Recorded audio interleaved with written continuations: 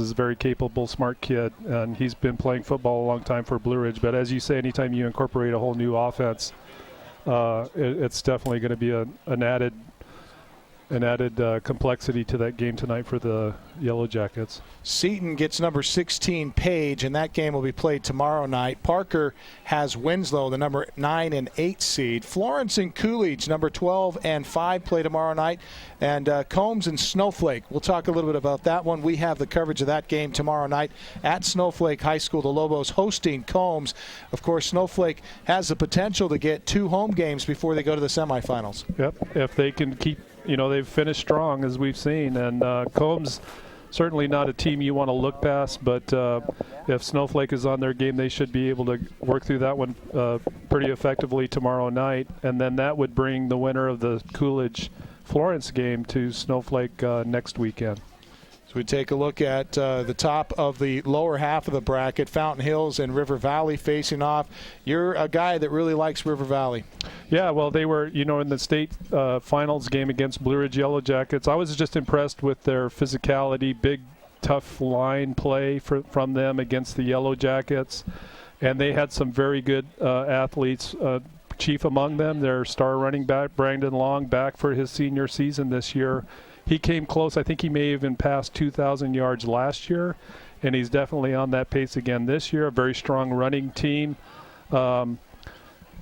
So, yeah, I think they're a big physical team. Now, how they match up against, like, for example, a really quick, fast defensive team, we'll have to wait and see. But certainly a team, well, they're ranked number 3, so that kind of tells you right there what the rest of the state thinks of them.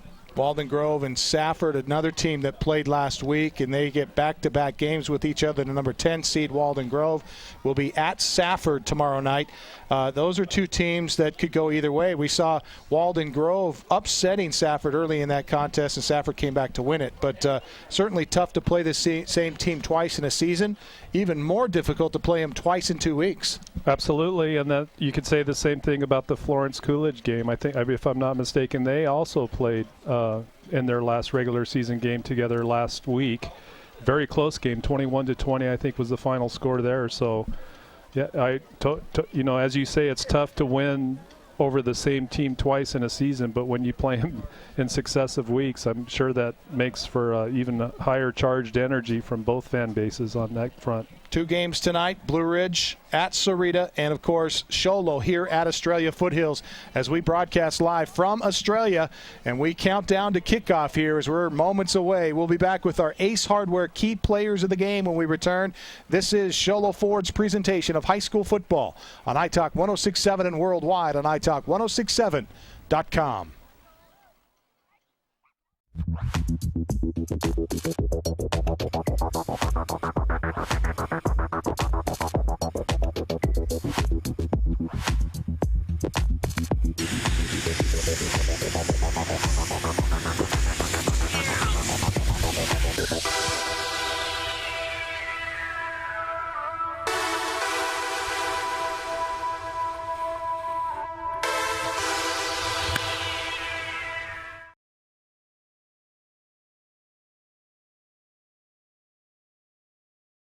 This is my town. Show Low is football and party town, especially when you show up at Show Low Ford's Great American Tailgate event. Even if you just got your license, show up for the lowest price and longest warranty. Brand new Fords, all with our lifetime engine warranty. Not 3 years or 6, not 10 years or 100,000 miles. No way. Our warranty is forever. Come into Show Low Ford this week. Take delivery of a new Ford or pre-owned vehicle. New 2014 Ford F-150 Super Cruise, just $30,495.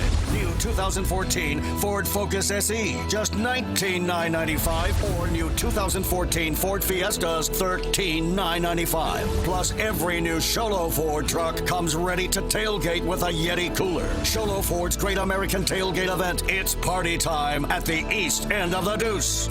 Oh, this is my town.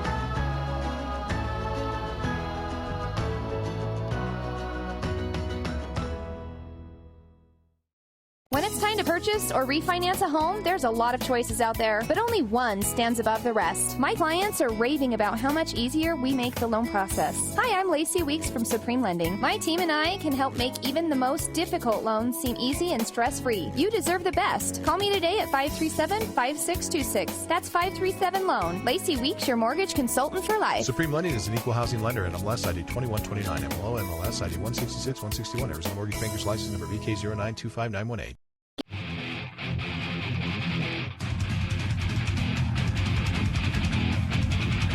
Welcome back to Estrella High School. Estrella Foothills High School, home of the Wolves, and host tonight to the Show Low Cougars in round one of the Division IV state tournament. Time now for our Ace Hardware key players. The game brought to you by the Ace Hardware of the White Mountains, now with a 24/7 locksmith available any day of the week, any night or day. Contact them. Their mobile unit will come to you. As we take a look at several players for Estrella, one of the key players tonight is not dressed out. He was ejected last week, Brandon Leone, who is leading the team in receptions for Estrella, will not be suited up tonight. He got ejected last week and does not get to the opportunity to play tonight, so that's a huge loss for Estrella right off the bat. Well, not only one of their, I think their leading receiver, but also I believe number 2 rusher for this Estrella Foothills team. So it'll be interesting to see what they do offensively to adjust for that, if anything, going up against a pretty potent Show Low Cougar defense tonight. So we take a look at really one of the top running backs in the state, a guy that's got 4.40 speed. Logan, he's a kid that certainly has the talent to play at the next level. The best part is he's a junior.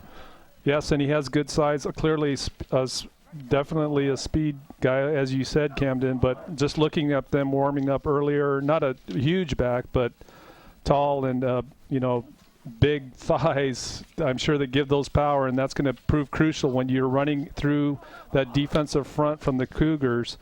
Logan, I think, close to 1,300 yards this season so far, if I'm not mistaken. So that's certainly impressive. So we're definitely looking at, I think, just overall a team here with the Wolves, the Estrella Foothills Wolves, that are very athletic, and in the skill positions especially are going to be bringing some top talent into this football game tonight. He's strong. He's physical. He squats 485 pounds. Bench press is 255. He's a kid that can make people miss. You talked about his leg strength. He's certainly a kid that'll be tough to bring down, and certainly a key for the Cougars defensively tonight.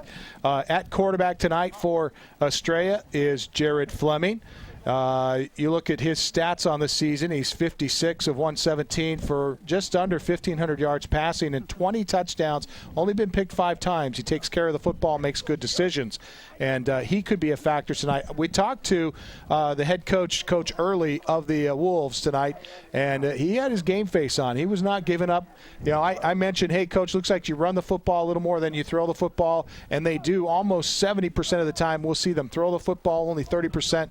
I'm sorry, 70% run, only 30% pass. But I said, Coach, you plan on running the football a lot tonight? He said, we'll see. Well, he definitely has a good quarterback leading this team, and that's key for any playoff team that you're heading into the toughest part of your schedule, clearly, because you're attracting the best teams in the state when you enter these playoffs. And I think with any team, when you have a quarterback that demonstrates some good leadership, that's key, and I think that's certainly the case with Estrella Foothills here. The other thing that impressed me about their passing game, although they do not pass as much certainly as they run, their per pass average was pretty high, which tells me that when they throw, they're looking for big chunks of yardage. Before we talk about the Show Low Cougar key players, let's go downstairs and talk to Brandon Todd. He had a chance to visit with head coach Reisdorf. Actually, we're going to do a national anthem before we do that. We'll step away as we honor America in the singing of our national anthem. This is Show Low Ford's presentation of high school football on iTalk 106.7 and worldwide on iTalk1067.com. Furnace tune-up each year ensures that your equipment is operating at peak efficiency and will save you money. Call the experts at Mountain Comfort Heating and Cooling and ask about our fall tune-up special. We'll come out and perform a 10-point inspection to make sure your unit is ready for the cold. Don't settle for anything but the best when it comes to your comfort and safety. We've been in the business over 29 years and are simply the best at what we do. Call 537-4264. That's 537-4264. Mountain Comfort Heating and Cooling, bringing you comfort through the 4 seasons. Remodeling your home? Want to save money? Go to Case Supply. Need new shingles? Want to save money? Go to Case Supply. Building a new deck? Want to save money? Go to Case Supply. Need siding? Want to save money? Yep, Case Supply saves you money on siding too. Case Supply has the best prices and the best selection on roofing, siding, decking, windows, and doors.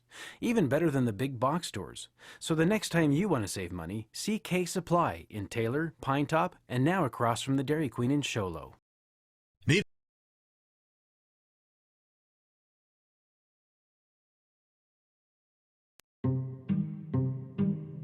Need a fireplace? Ace has that. Need barbecue grills? Ace has that. Need paint? Ace is the best place for that. Need a chainsaw or weed eater? Ace has that too. Ace can even fix your chainsaw and your weed eater. Ace Hardware has everything you need for your home improvement project. They even have a 24/7 locksmith. Locked out of your home or car, their mobile unit will come to you. That's your helpful place.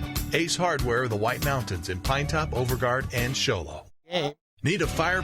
Brought to you by the Ace Hardware of the White Mountains, our key players for the Show Low Cougars. Before we go there, let's go downstairs and check in with Brandon Todd. Brandon?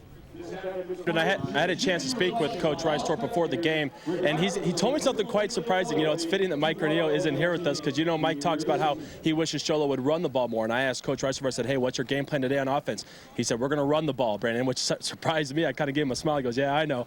He said, we need to pound the ball, maintain time of possession, keep their offense off the field. I said, on defense, who you're keying off of? And you guys nailed it. He said, we need to stop their running back. He said, we feel like we can contain them. They're not going to march the ball down us. We just need to make sure that they don't get any big plays. If we can eliminate the big plays and win the turnover game, we have a great chance of winning this game. He also talked about their quarterback. He said he's a very mobile kid. He's fast. He has a good arm. He said we need to get pressure on him and make him leave the pocket, and then hopefully their ends can contain when he does that. Side note, those stats you gave on their running back, the squat, bench, I thought you were talking about me, Camden.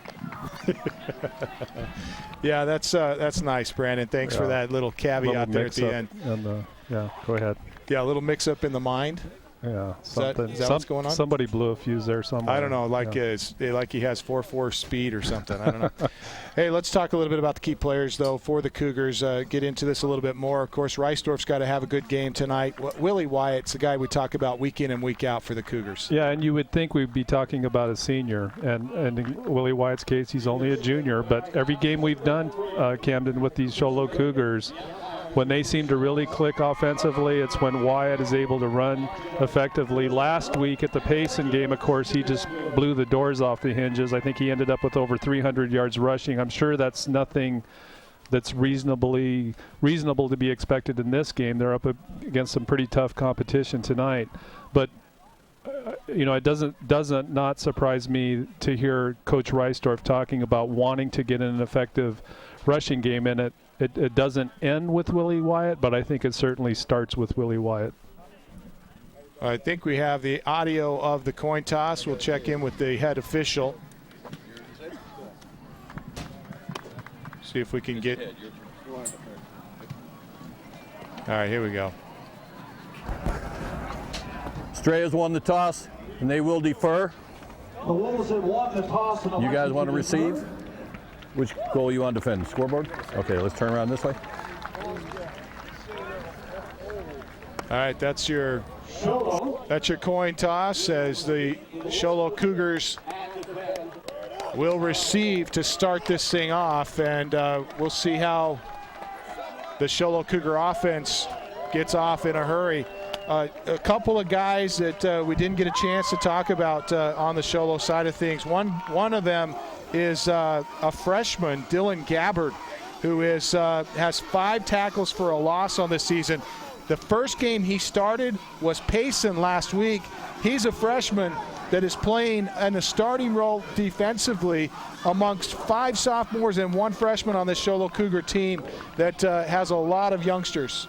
They do, and some of that's been injury-driven for the Show Low Cougars, but you're right, Camden. Gabbard came up huge, especially last week. Really impressive performance by really the entire defensive line. I know we talked about that during the game and post-game, but in Gabbard's case, for a freshman to step up to that level under those circumstances, it was a must-win game really for the Cougars, and to have contributions from freshmen like that is just huge for any team, and I'm sure Coach Reisdorf and his crew of coaches are certainly proud to see that progress from Gabbard. Yeah, you talk about Gabbard's ability throughout the season. He's been able to impress people on the JV team, but being able to impress people on the varsity team is quite a different situation. As the Estrella Wolves get set to put foot into this one, we wrap up our key players of the game, brought to you by the Ace Hardware of the White Mountains, now with a 24/7 locksmith available any night of the day. Any day of the week. You can contact their mobile unit. They will come to you. It's the Ace Hardware in Pine Top, Show Low, and Heber Overguard. Let's go, Estrella set to put foot into it. Back to receive for the Cougars is Garrett Means. Hit somebody! I believe Brewer back there. As Means will field it at the 5, up the middle to the 10, 15, 20. Hit his own player, will be knocked down at the 25. He had to slow up as one of his players was in the way. Garcia on the tackle for Estrella. First man to meet him. They'll spot the ball at the 25-yard line where the Cougars will have their opening possession. Well, as you say, Camden, Garrett Means running right up the middle and bumping into one of his wall blockers right up the middle.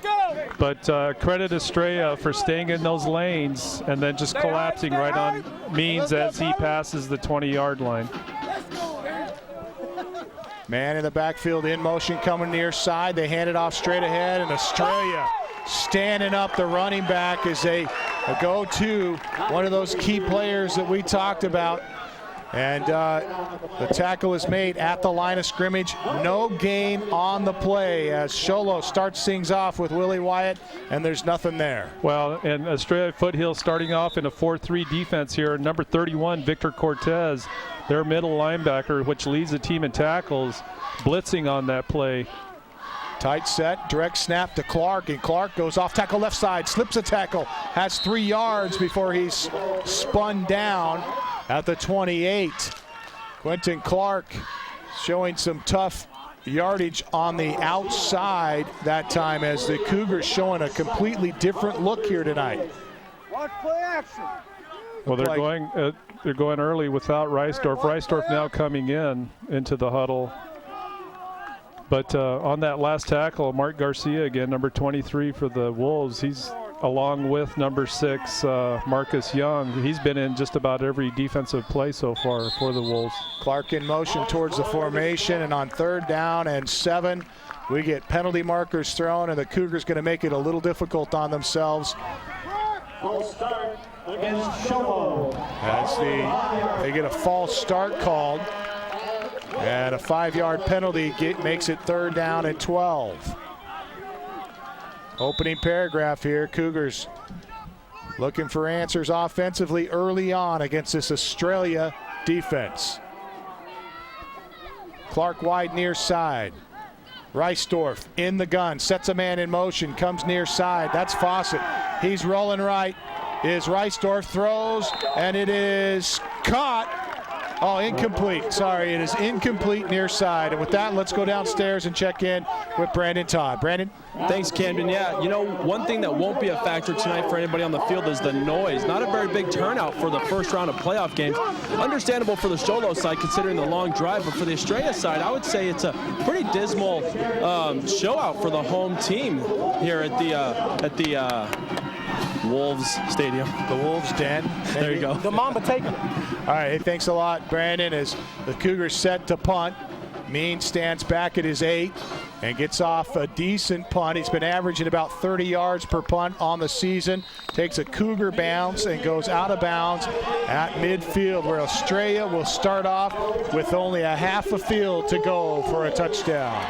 Well, Means looked like he could feel that rush coming and kind of hurried up his punt a little bit, and I think for good reason. Had he not done that, I think Australia had a good chance of getting a hand on that. But regardless, the Wolves with good starting field position on their first drive here at the 50. So right away, one of those key factors tonight for Australia was to stop Willie Wyatt, and they get it done. Along with Quentin Clark as well, trying to get to the edge, and we see the offense for the first time. Joe Logan, their explosive back, takes a handoff straight up the middle, and they get 5 yards on first down. Nikamoto and Garrett Means in on the tackle, the outside linebackers for the Show Low Cougars.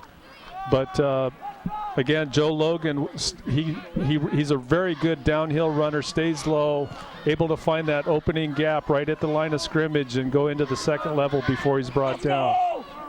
Fleming under center, I tandem in the backfield behind him. The tailback Logan dotting the I, but we get a penalty marker thrown. 22. As we get a false start called against the offense as Logan went early on that play. And I got to remember to turn the official on. He forgot to turn his mic off. He's blowing in our ear. We'll get it right here one of these. As we add new wrinkles to our broadcast, it's always fun. 9.5 remaining, no score. Australia, after the false start, back to the 50-yard line, 2nd and 10. Up the middle again. They go with the fullback this time. And not much there. Actually, he gets 5 yards.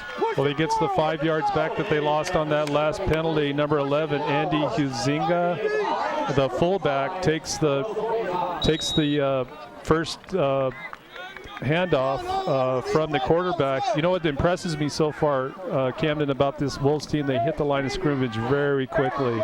Those backs are right up there, right at the holes, very fast, and that makes it tough on the defensive line for sure. Near side, Alston Sullivan wide, and the 3rd and 5, they hand it to Logan. Logan, right side, hit at the line of scrimmage, and the Cougars are going to stack him up and push him backwards. A gain of 1 on the play, and a 4th down and decision time for Coach Early and the Estrella Wolves. Well, Willie Wyatt, the defensive end on that side, leading the defensive charge, making initial contact. We got right behind him, Jason Brown, that middle linebacker, also pushing. Really very minimal gain on that play. Good job by the Cougar defense. Looks like they're going to go for it as Jared Fleming steps under center, sends 2 receivers left and right on 4th down and 3. Long snap count. Trying to get him to jump here, and Cougars are holding tight. And the Cougars holding tight. No one jumping. And they're going to wait till the end of the play clock here and call a timeout, looks like. And that's what they do. And no flags will be called because they call time. Oh, excuse me, they get a delay of game.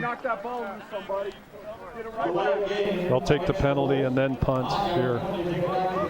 All right, so the official calling a delay of game. And of course, Australia okay with that because they feel like they can punt it inside the 20 just fine with a loss of 5. So on 4th down and 8, they bring on their punter, who is Mason Benfield, who was punting 50-yard punts in pregame. We'll see how he does here. Ball at the Cougar 48. And Benfield standing back at his 40, got off a low one that bounces at the 25 and rolls into the inside the Cougar 10. It'll be picked up at the 6. As therefore it was Sean Wayne picking it up for Australia, and the Cougars pinned back in their own territory here for their second drive.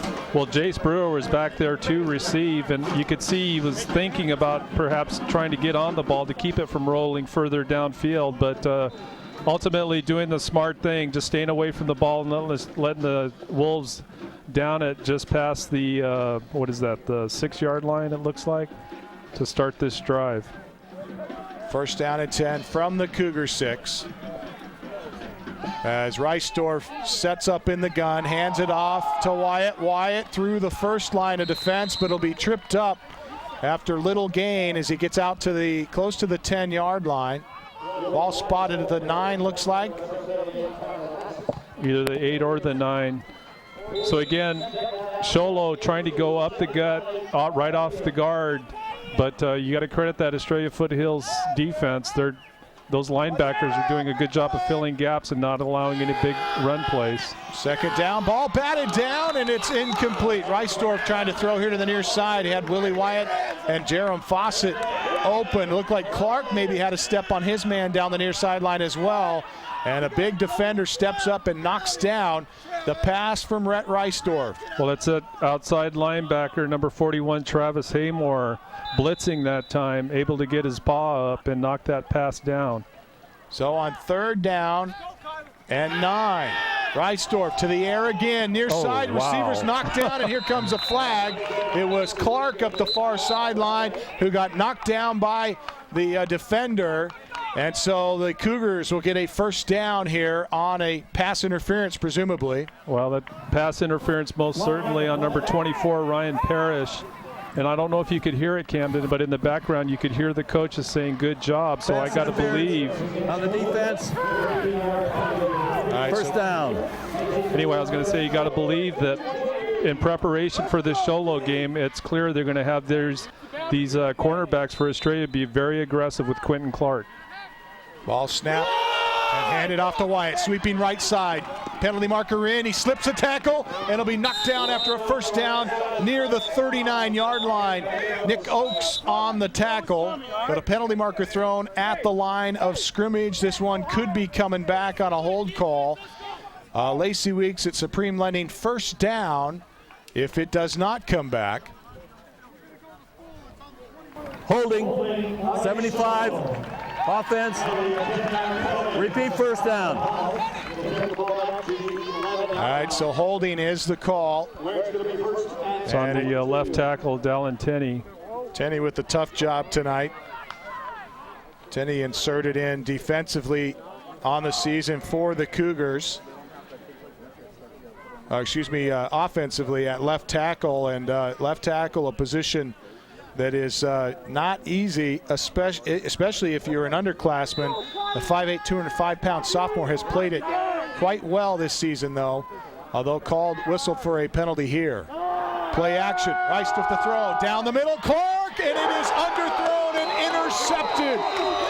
Quentin Clark had a step on his defender, but it is picked off. It's picked off by Marcus Young.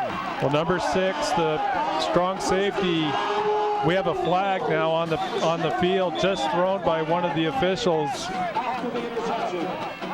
Anyway, just a great catch by Marcus Young, actually backpedaling where Clark was able to get behind him, so the pass underthrown just a bit. Marcus Young, as he's backpedaling, able to get the one hand up and pull that interception in. Just a fabulous catch by him. Dead ball, unsportsmanlike, flag, excessive celebration, coach. All right, so penalty marker will be assessed after the interception, called against Estrella for excessive celebration, and so instead of having it in Cougar territory, they'll mark it back at the Estrella 41-yard line, called 44, where they will start with their worst field position of the night. Well, Marcus Young, after that interception, gets up and he's greeted with a bunch of chest bumps and other things, so you can't do that in high school. Here's the snap, and looking to throw. Fleming right side, no, down the middle, and is overthrown. His intended receiver that time was Marcus Young. Come on, line, we got to give him time. Let's go. And he just overthrows him. It is incomplete.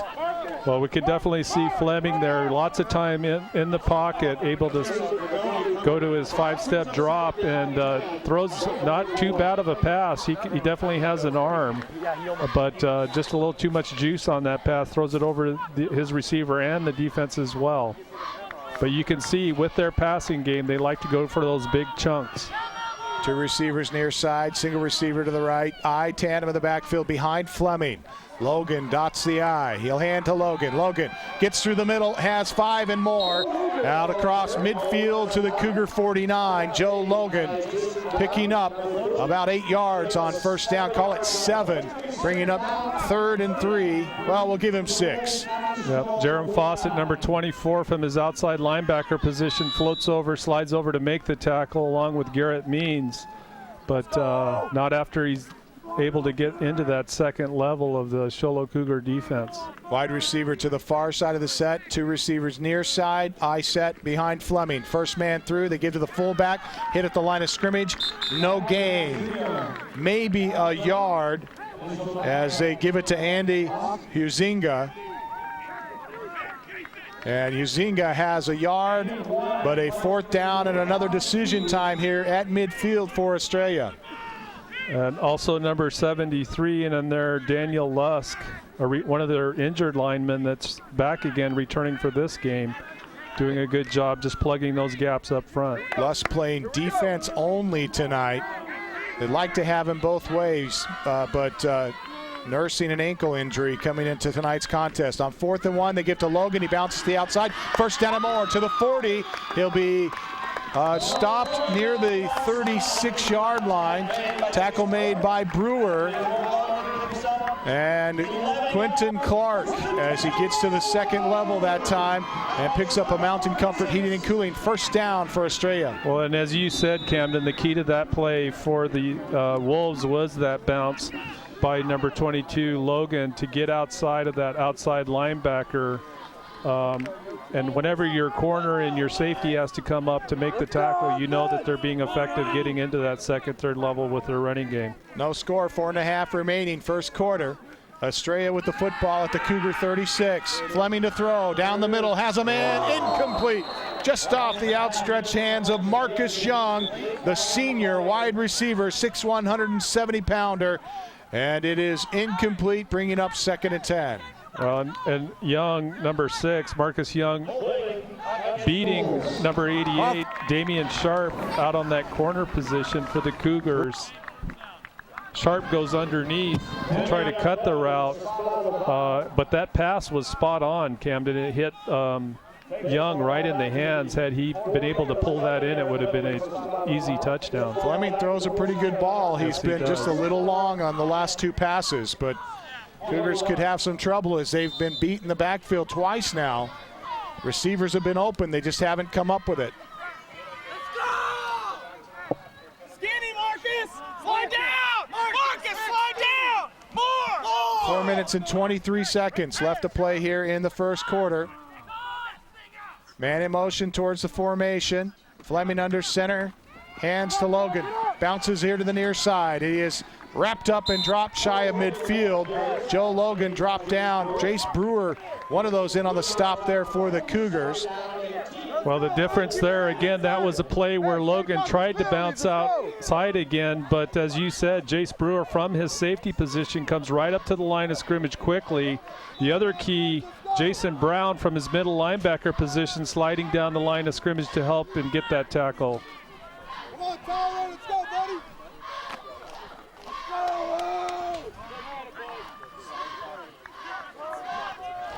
3 minutes, 43 seconds left to play here in the first quarter, and a 2nd and 18 now for Estrella. They go left side and not much. Well, they get almost back to the original line of scrimmage as Joe Logan bowls over some players. Willie Wyatt on the tackle, knocks him down at the 41.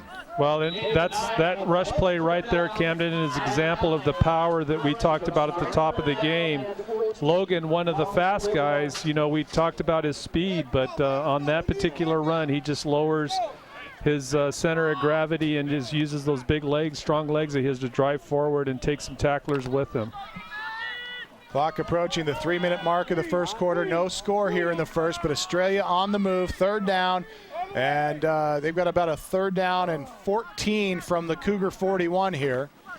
Handed off to Logan. Logan gets to the second level again, and Logan picking up a good 5 to 8 yards on every carry. The Cougars are going to have to do something about that.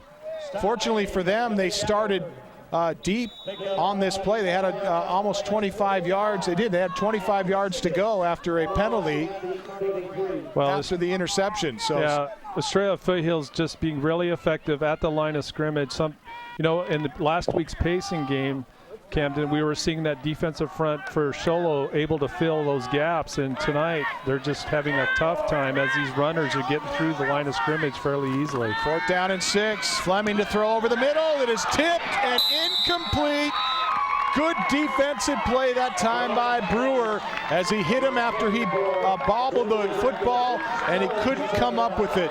Brian Christian, the intended receiver. And Christian, a tall kid, actually had pretty good hands just to keep that ball alive in his hands because it was thrown behind him with some pretty heavy juice behind it. But you got to credit Brewer for not losing focus and just driving that receiver to the ground and not allowing him the opportunity to get his hands on that ball. Turnover on downs. Corey wide to the right. Clark wide. Wide to the left. Clark wide to the right. Slot left. Hand it to Wyatt. Wyatt slips a tackle in the backfield and is able to get across the 30-yard line to the 32. Haymore on the stop for Estrella. Haymore coming from his outside linebacker position on the opposite side of the play, but you got to also credit Victor Cortez, number 31, the other outside linebacker. He cuts that edge off, that outside edge, and forces Wyatt upfield. And doing a good job. You can tell that Estrella Foothills is definitely reading Willie Wyatt tonight. Looking to run right side this time. Wyatt out to the 40-yard line. He gets good yardage on 2nd down and 11. He gets out to the 40 before Marcus Young brings him down. And it'll be 3rd down and 4. Or a long 3, rather.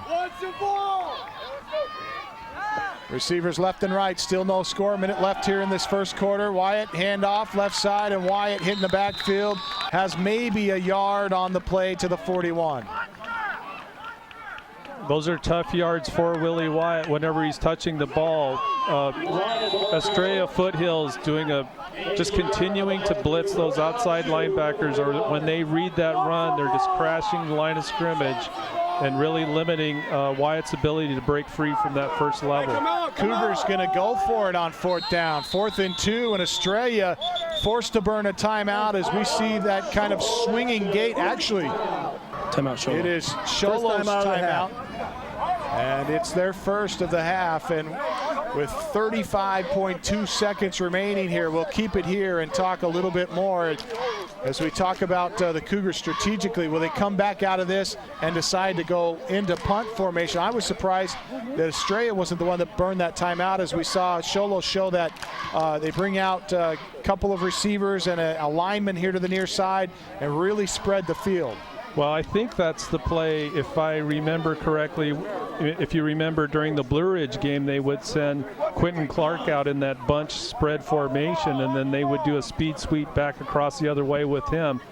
And Coach Reisdorf, of course, liking to run that play because of Quentin Clark's speed, his ability to beat the defenders to the edge. But for some reason, Show Low calling the timeout, it's hard to know whether it was a play clock issue or if he saw something with the defensive formation. Regardless, Show Low with 4th down here, looks like they'll get into their punt formation. After the timeout, electing to punt, maybe thought twice about going for it on their side of the field at their 41. 4th and 2. Means steps back to the 26-yard line. Nobody back for Estrella. They're not buying it. High snap. Means has to go back for it. Picks it up at the 10. Nope. Keeps it. Now he'll be hit at the 10. Comes to the left side. He'll be dropped down at the 6-yard line. A bad snap. Garrett Means came back, tried to pick it up and run with it, but couldn't do it. And that's a killer. You know, they had an opportunity, did the Cougars, with a good punt to really set Estrella Foothills back deep in their own side of the field. But instead now, with that over snap, we end up with Estrella Foothills all the way down to the 5-yard line to start their drive.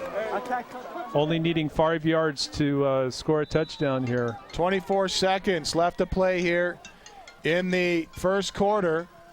And Estrella lining up after the turnover on the Cougar 6-yard line.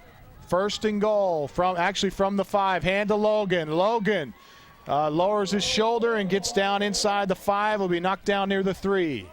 Garrett Means and Nikamoto knifing in, able to knife in through that defensive front, or that line of scrimmage at least, to get down low on Logan and bring him down. Nevertheless, about a 3-yard gain on that run, putting the Wolves within striking distance here.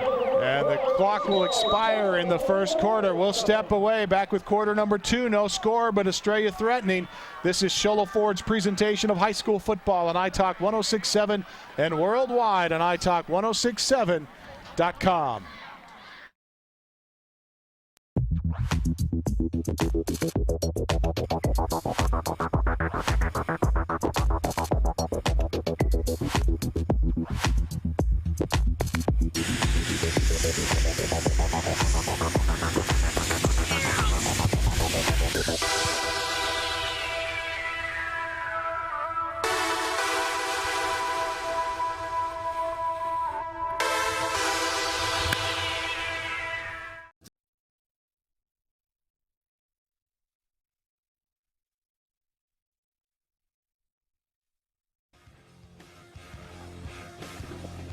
Welcome back. Show Low in trouble here as we start quarter number 2. No score, but they gave up the football to Estrella at the Cougar 5 after a bad snap on a punt attempt.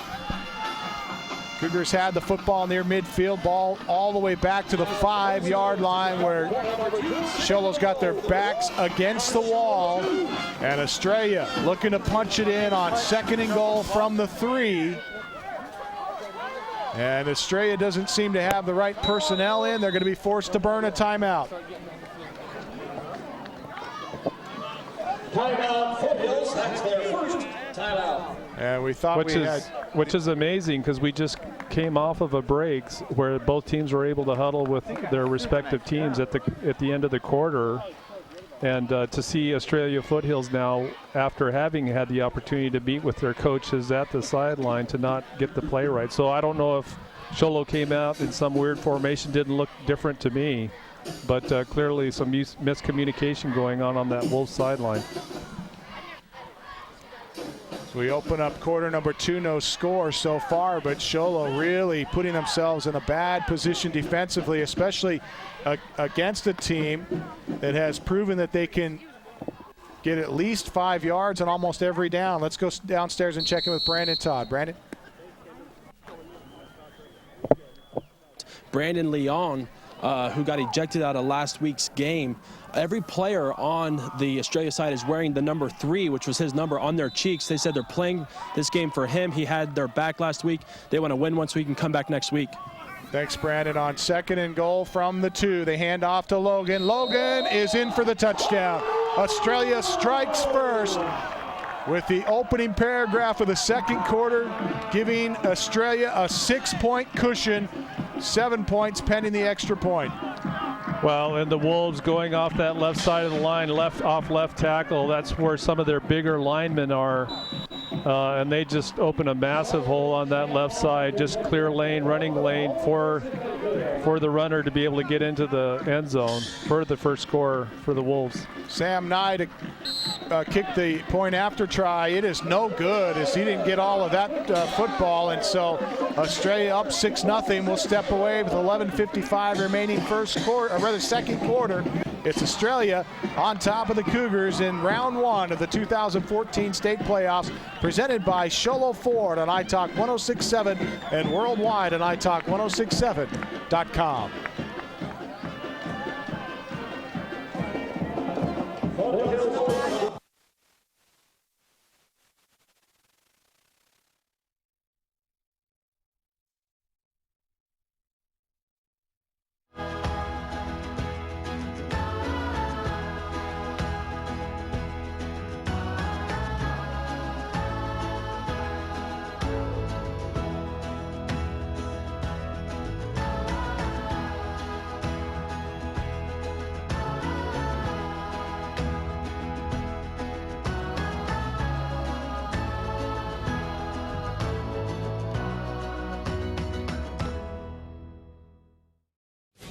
All right, so Estrella gets the opening points of the game, 6-0, after the Cougars botch a punt try.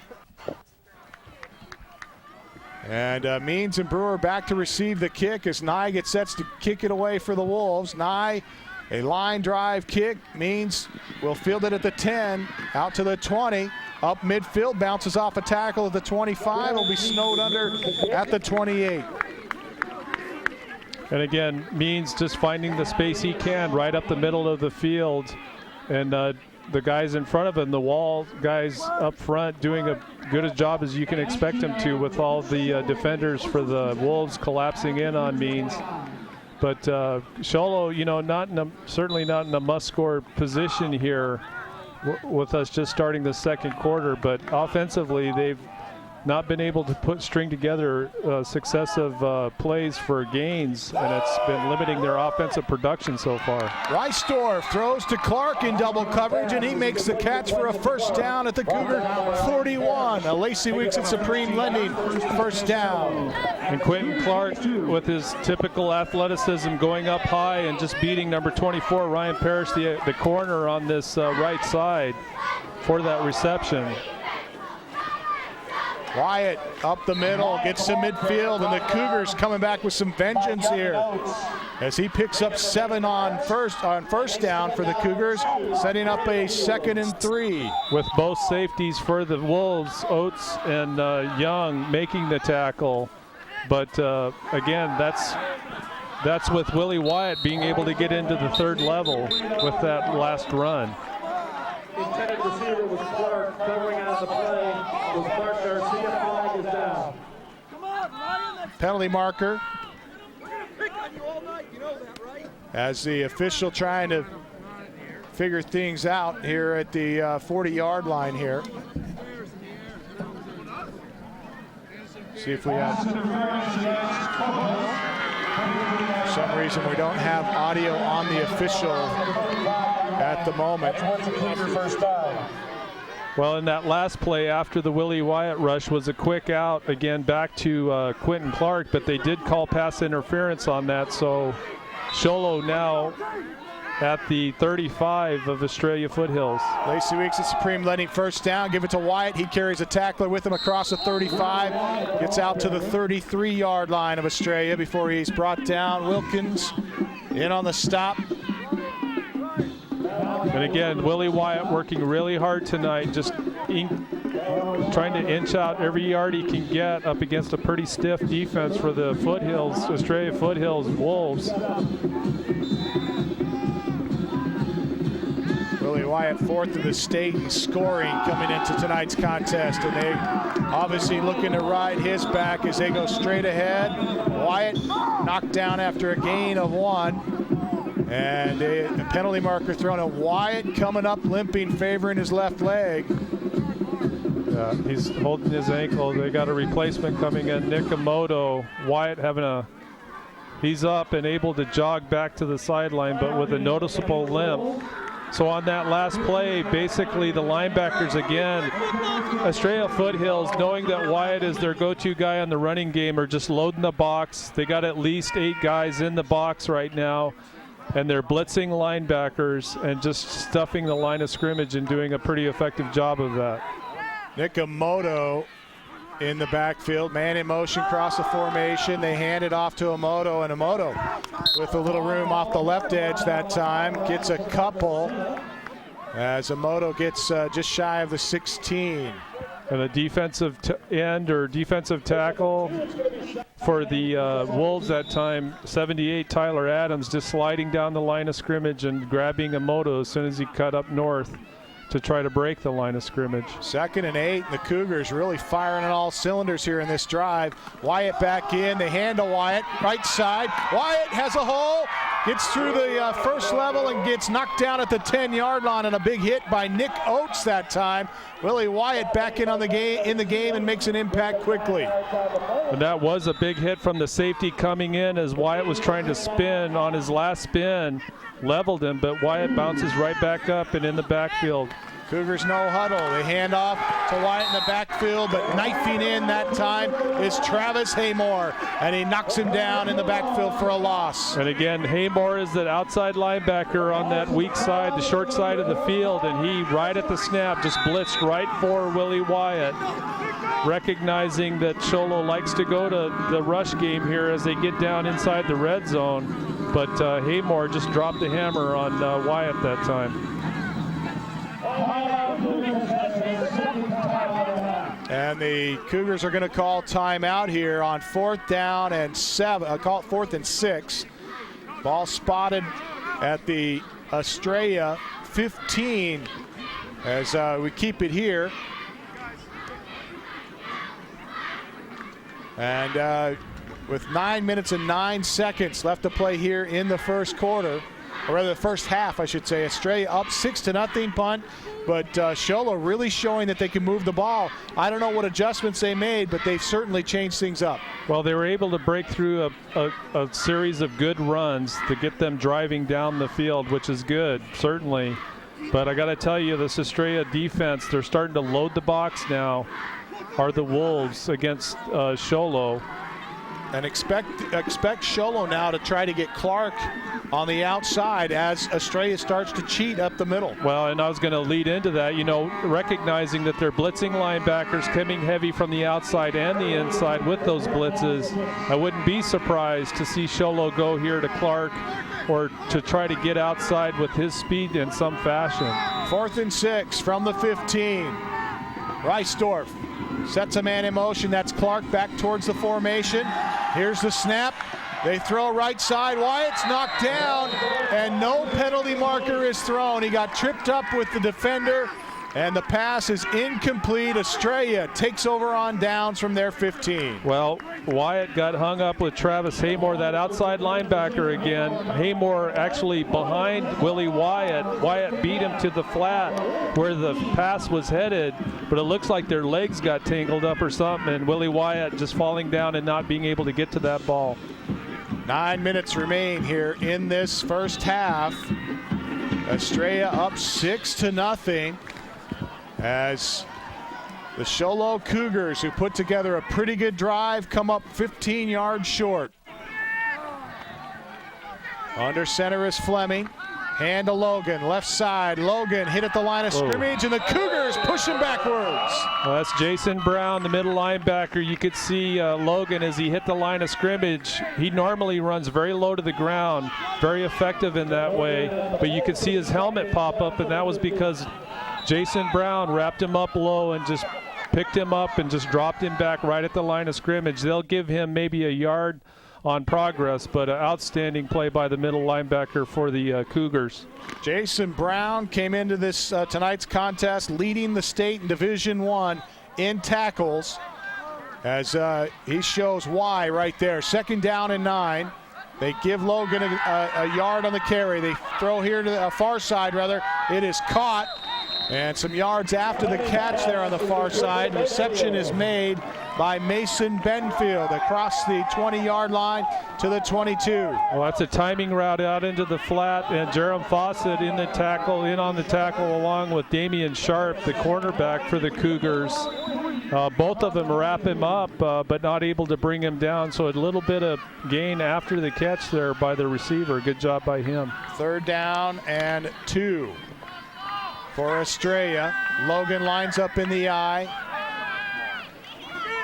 as Estrella has Fleming under center, and they give to the fullback. The fullback close to a 1st down at the to the 25. He's out across the 25 to the 26. Andy Huizinga with the 1st down. Lacey Weeks at Supreme Lending, 1st down for Estrella. Well, Show Low actually doing a very effective job of getting to him right at the line of scrimmage, but just the momentum of that line surge combined with the running back just maintaining his balance behind those linemen, able to get enough for the 1st down. So 7 minutes, 30 seconds remain, and Estrella up 6-0. Picking up a 1st down here, going to the air on 1st down, and is caught across the middle. on a slant pattern to Sean Wayne. Good for a Mountain Comfort Heating and Cooling first down as he dives for that one and catches it at the Estrella 37. Well, you know, Camden, we talked about and reviewing this Estrella Foothills team about the athleticism that they bring. I mean, they got some big, powerful guys, but just that last play there, very good example of how athletic these guys can be. Two right, two left. In receivers, they flare a shot here to Logan, near side. Logan slips a tackle, gets a block at the 40. 45 is tripped up just shy of midfield. He picks up a Lacey Weeks at Supreme Lending first down. Dylan Gabbard finally tackles him for the Cougars. Well, Logan, we can see, you know, we've seen him so far. He's quick to the line of scrimmage, a very powerful runner. But that time he gets out on the edge in space and able to make some pretty effective moves really quick on his feet. And actually, Show Low missing a few tackles on that last play. So another big game by the Wolves here.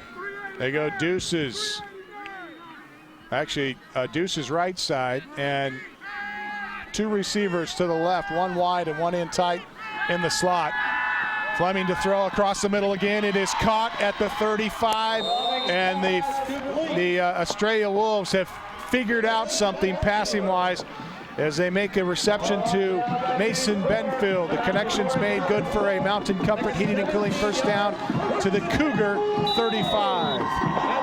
And it's interesting, Cam, you know, we've seen a pretty predominant rush game for the Wolves up into this drive they're on now, and now they seem to be sprinkling in a little bit more pass.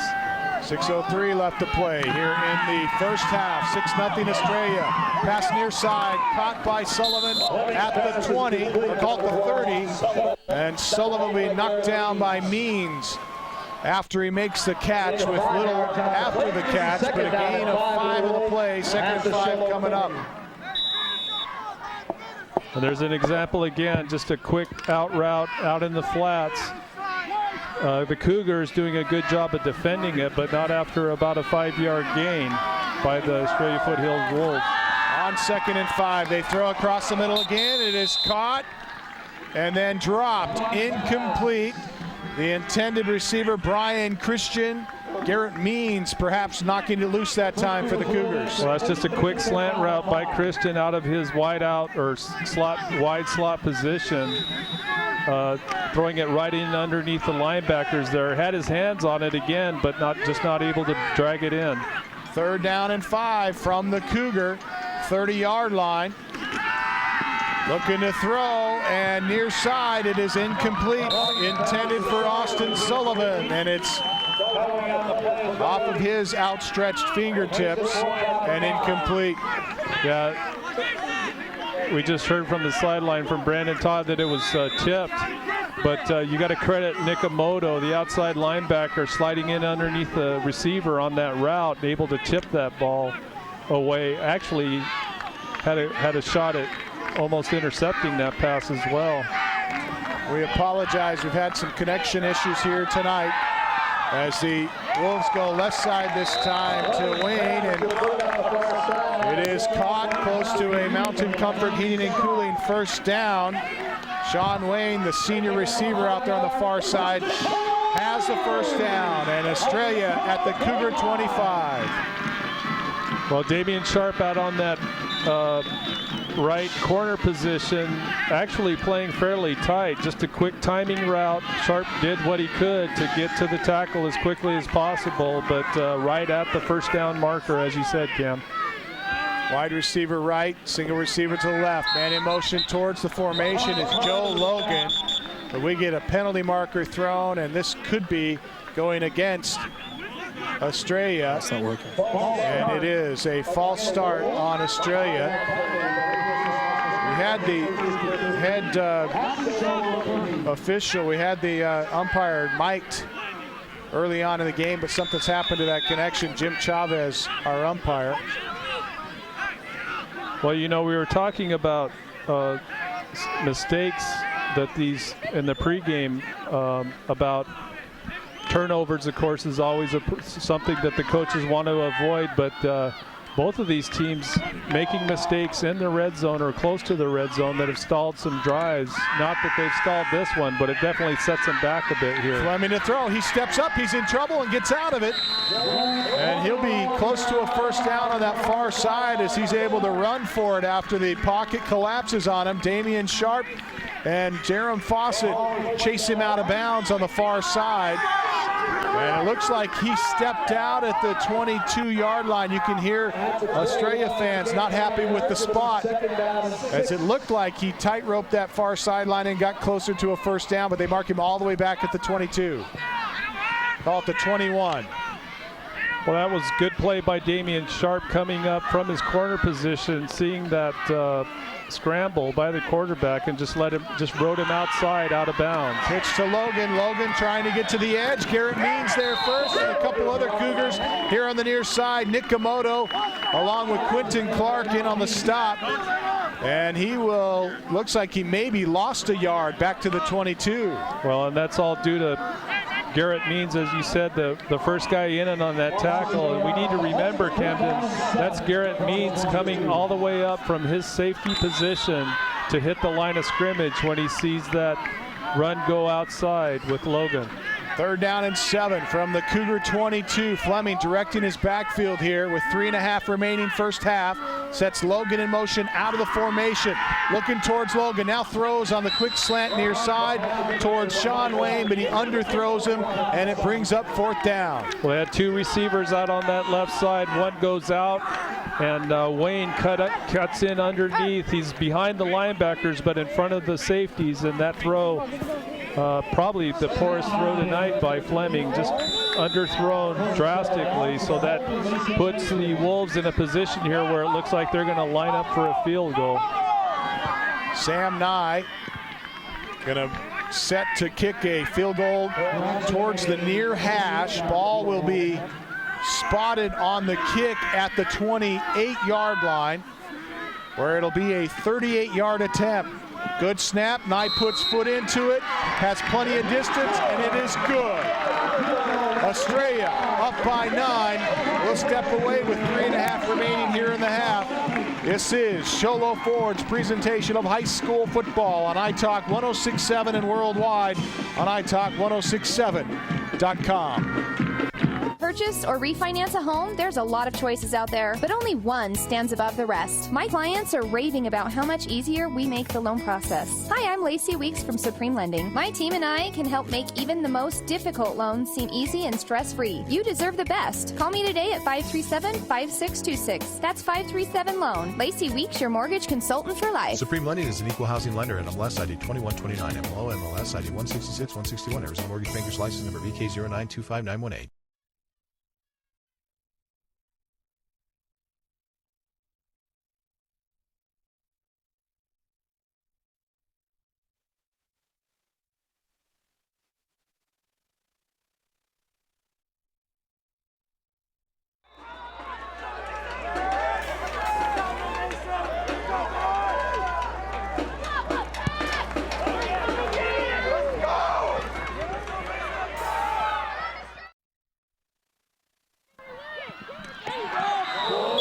The ensuing kickoff is returned by Brewer up to the 10-yard line. They look on a reverse that time. Well, they do. Sholo does the fake reverse between Means and Brewer. Brewer keeping the ball and faking it to Means. And Brewer, of course, trying to get outside in doing so. But that Estrella Foothills defense, those guys are pretty quick, and they catch up to him pretty easily.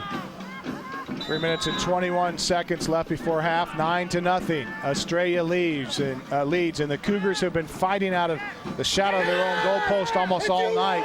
Here comes the blitz. Reisdorf to throw. Unbelievable catch. Quentin Clark at the Cougar 30-yard line. tips it. He's covered perfectly by the defender. He reaches around the defender, tips it up in the air, and somehow catches it on the tip. Well, the defender is number 24, Ryan Parrish, the corner on that side, and he's shaking his head in disbelief, but credit Clark totally on that. Just a very athletic play by him. Handed off, Wyatt goes right side, has another first down. This one a Mountain Comfort Heating and Cooling first down for the Cougars. 3:02 left to play here in the first half. 9-0 Estrella. Cougars on the move though with a couple of big plays by their big playmakers. Wide receivers left and right. Reisdorf handed off to Wyatt. And Wyatt is out across the 45-yard line, gains 2 on first down, brings up 2nd and 8. No huddle here for the Cougars. Corey wide left, Clark wide right. And they hand it off. Willie Wyatt sweeping left side, has room, 50, 45, 40, foot race to the 30, 20, one man to beat. He'll be drug out of bounds at the 11-yard line by Nick Oates, but a penalty marker thrown all the way back at the 48. And that's right at the line of scrimmage, Camden. The official calls a hold call here against the Cougars. And a penalty will erase a big Lacey Weeks and Supreme Lending first down for Willie Wyatt and the Cougars that would have given them an opportunity near or inside the red zone.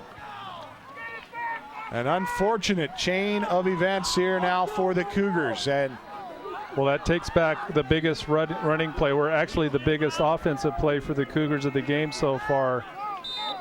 Cougar 39-yard line after a 10-yard penalty from the spot. Makes it 2nd and 16. They go with the reverse. Clark going right side. Has the edge at the 45. And he'll be hit, and he drags a tackler with him to midfield. And the tackle is made by Travis Haymore that time for Estrella. That's the outside linebacker on that side. Haymore staying home and trying to set the edge, but you got to credit Stephen Curry, also number 44 for the Cougars. He's out there on an island trying to block for Clark as he comes around on that reverse and does a good job of sealing off that edge to get Clark some space. Cougars show 3 receivers near side, single receiver right. And Reisdorf rolling left, then turns and fires right towards Clark, and it's incomplete. As Clark was well covered that time. Defensively, it was, I believe, Kylan Knox. That's right, number 18, the corner out on that side, just draped over Clark as that pass comes in. So Estrella up 9-0 early here. 1:42 remaining in the first half. Cougars facing now a 4th down and 3, electing to go for it here. Reisdorf, and at the last second, the Cougars call a timeout. This will be their final timeout of the half. With 1:42 left, it looks like they're going to rethink this 4th down conversion. We'll take a timeout with them. This is Show Low Ford's presentation of high school football on iTalk 106.7 and worldwide on iTalk1067.com. Your furnace tune-up each year ensures that your equipment is operating at peak efficiency and will save you money. Call the experts at Mountain Comfort Heating and Cooling and ask about our fall tune-up special. We'll come out and perform a 10-point inspection to make sure your unit is ready for the cold. Don't settle for anything but the best when it comes to your comfort and safety. We've been in the business over 29 years and are simply the best at what we do. Call 537-4264. That's 537-4264. Mountain Comfort Heating and Cooling, bringing you comfort through the 4 seasons.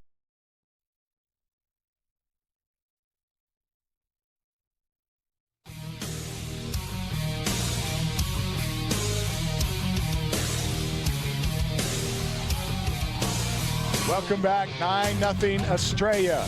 1:42 left in the half. Cougars facing a 4th down and 3 from the 49-yard line of Estrella. And they're going for it. Reisdorf from the gun. Throws near side. It's batted down. Ball intended for Fawcett. And a great defensive effort that time for Estrella's number 41, Travis Haymore, who knocks it down and will turn the ball over to Estrella at midfield. And we called his number quite a bit tonight, Camden. Number 41, Haymore, that outside linebacker, that time going out in the flats with Jerome Fawcett. But reading the quarterback well, undercutting the route, and just jumping up and batting that pass down. Minute 37 left to play here in the half, and Estrella taking over the football at their 49. They lead 9-0. Deuces left and right. Here we go. Haymore steps up. Penalty markers thrown, and Fleming, I should say, is going to slide down at the Cougar 41, close to a Mountain Comfort Heating and Cooling first down, but penalty markers thrown in the backfield. And this one probably coming back.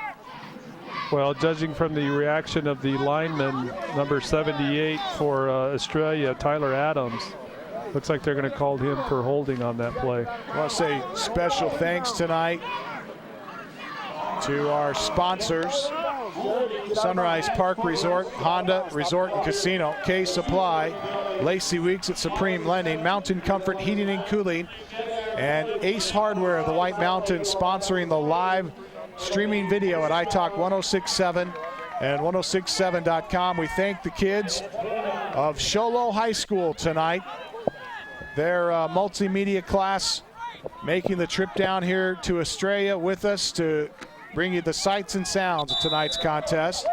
After the hold call, and a reminder, you can watch tonight's contest at iTalk1067.com. Ball spotted back at Estrella's 30-yard line.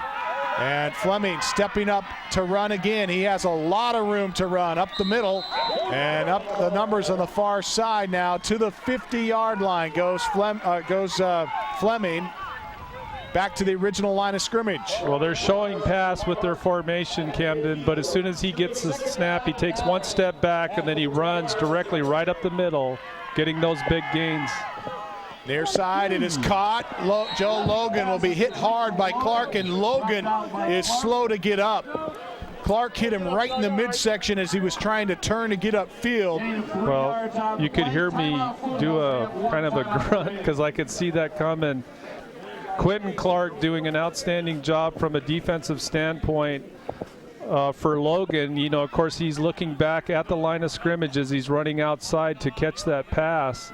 And as soon as it touches his fingertips, Quentin Clark just comes in heavy. Good tackle, nothing wrong with the tackle, but in the process, leaves Logan. It looked like he may have at least got the air knocked out of him, just judging from his behavior there. He's on all fours right now with a coach. We talked about Brandon Leon, who is probably the fastest guy on the Estrella team, who is out ineligible after being kicked out last week. He's the number 2 rusher and the number 1 receiver on Estrella's team. The number 1 rusher on Estrella's team now down on the ground in the name of Joe Logan. And this could be a big blow to Estrella here as that takes away 2 of their top weapons. Well, with the exception of the big rushes that we've seen Fleming, the quarterback, make just lately in these last couple of series where he's left the pocket and run up the middle of the field, the bulk of their offense so far has been, you can attribute to Joe Logan, either through his pass reception or his running. So you're absolutely right, Camden.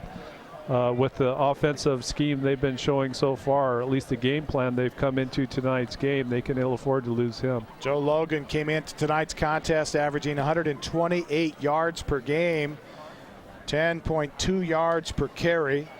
He's a kid with a lot of strength, and he will be a big missed factor on this Estrella team if he can't continue. But he's up and looks like he'll be okay. Perhaps just the air knocked out of him. We'll check in with Brandon Todd in a moment to see what's going on as they lead Joe Logan off here to the near sideline. Yeah, I think just from watching him on the field, his reaction after that hit, it looks to me like he just got the air knocked out of him. 3rd down and 7. Fleming looking to throw, slips out of a tackle in the backfield, has some room to run. He'll be knocked down at the 40 after he picks up a Lacey Weeks at Supreme Lending first down for Estrella. Number 54 in on the tackle for Show Low, coming over from his linebacker position. But I tell you, a couple of linemen for Show Low, number 50, Jamie Webb, and I think Ty Wolford, the other, in a position to get Fleming before he left the pocket, but they just missed tackles. Estrella wanting to call a timeout here to stop the clock with 37 seconds left before half. They lead 9-0. And that was Fillingham on the stop. And the Cougars here really need to make sure they don't give up any more points in this half if they want to come out with a chance in the second half, in my opinion. Punt, they have shown that they can move the football, but this is not going to be an easy second half coming from behind. Well, there's a big difference between 9-0 and, of course, 16 or whatever that Estrella could put up here. Makes it a 3-possession game. Absolutely. And with only 37 seconds left, that's the other thing you want to think about. You just don't want to give them points here. Fleming in the gun, single back, flanking him to his left. And he looks to throw on third down, far side. He has a man, but it's incomplete. He overthrew him to the outside. Clark on the coverage that time. Sullivan, the intended receiver, down the near sideline. And on that actually was first down, and so now 2nd and 10. Let's check in with Brandon Todd. Brandon? Yeah, you see Logan just re-entered the game, number 22, the running back who was down on the field. They said that shoulder pad from Clark right to the abdomen just knocked the wind out of him. The trainer was bringing over a bag of ice. As soon as she got to him, he stood up, said, "No, I don't want it," walked over, and now he's back in the huddle. All right, thanks, Brandon, and that's good news for Australia fans. Bad news if you're a Cougar fan. 2nd down and 10 from the Cougar 40. Trip set to the left, 2 receivers right. Logan, one of those on the far side. Sullivan wide here near side. Fleming with an empty backfield, steps up, has room to run. He will step up again, and he slips another tackle. Has room on the right side. At the 30, gets a block, 25, and a flag comes out as he steps out of bounds near the 12-yard line, forced out by Jace Brewer with 17 seconds left to play in the half. And this is one thing that no one really talked about in the pregame, but Jared Fleming, the senior quarterback, 6 foot, 175-pound senior, showing some footwork out there as a running back. Yeah, he's very quick in the backfield. Again, another play where you could see Show Low defenders, defensive line guys, able to blast through, get into the pocket with Fleming, but his quickness, just eluding tackles and able to get outside and make that big game, but it will come back with the holding. And I gotta make a comment here, Kim. There's a big difference between like our mountain teams and the discipline that they, or I guess the way they conduct themselves on the field, I have to say, and these Australia guys are yelling at the officials, the players are, for that holding call, and it just amazes me that they're not throwing flags for that kind of stuff. And Show Low called, as you mentioned, that Show Low gets called with a personal foul. And but the ball will come back to Australia's, or rather to the Cougar 40, where it's 2nd down and 10. Fleming empty backfield, 5 receivers. Trip set to the left side. Fleming taking some time to make sure his receivers know where they're at. Sullivan is wide near side, looking to throw across the middle, and it is caught and then dropped by Joe Logan. Logan was wide open, got behind the defender, and the Cougars avoid a huge blow there, as that would have gone for 6. Absolutely would have gone for 6. That ball was right in the basket of Logan's hands, and he just couldn't bring it in. I think he may have looked up a little too soon, trying to look for that space, a wide open space in front of him, but nevertheless drops the pass. So a big break for the Cougars here. Estrella up 9-0. 3rd down and 10, 11 seconds left in the half. From the Cougar 40, empty backfield. Fleming with a trip set left side, stands in the gun. 2 receivers right, takes the snap, steps up to run. 35, 30, 25, slides down after he gets the first down at the Cougar 21-yard line. Quentin Clark there to touch him. And a timeout called with 5.8 seconds left in the first half. Estrella looking to get points here before they go to the locker room. Well, when Estrella comes up to the line of scrimmage these last couple of plays, of course, with only less than, 15 seconds left on the last couple of possessions, and Show Low in a cover 4, deep coverage, trying to prevent the long pass. Fleming's basically looking at a 3-man rush with one middle linebacker. That leaves a lot of space in the middle of the field. And he goes back to, show him pass, but as soon as he gets that snap and takes one step back, he's finding space up the middle of the field. That last play, a lot of space, and able to get a big gain, and they're going to bring the field goal kicker out, the Estrella Foothills Wolves.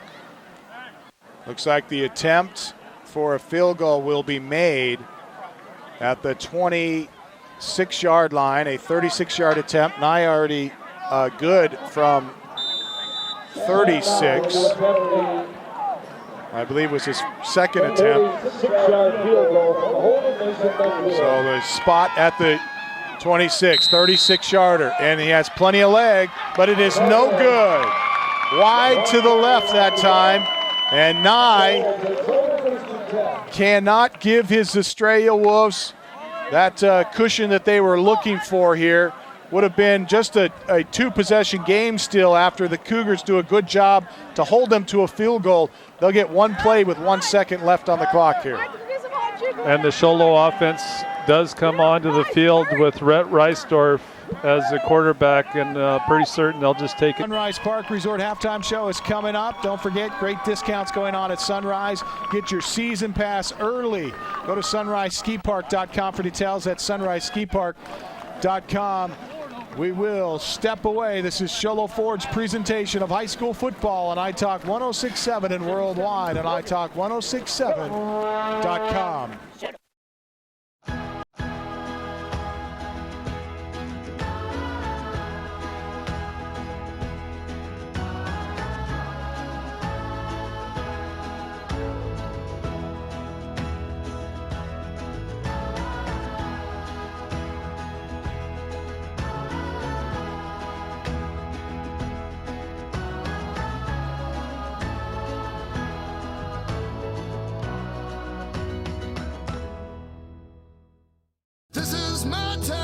Show Low is football and party town, especially when you show up at Show Low Ford's Great American Tailgate event. Even if you just got your license, show up for the lowest price and longest warranty. Brand new Fords, all with our lifetime engine warranty. Not 3 years or 6, not 10 years or 100,000 miles. No way. Our warranty is forever. Come into Show Low Ford this week. Take delivery of a new Ford or pre-owned vehicle. New 2014 Ford F-150 Super Cruise, just $30,495. New 2014 Ford Focus SE, just $19,995. Or new 2014 Ford Fiestas, $13,995. Plus, every new Show Low Ford truck comes ready to tailgate with a Yeti cooler. Show Low Ford's Great American Tailgate event. It's party time at the east end of the Deuce. Oh, this is my town.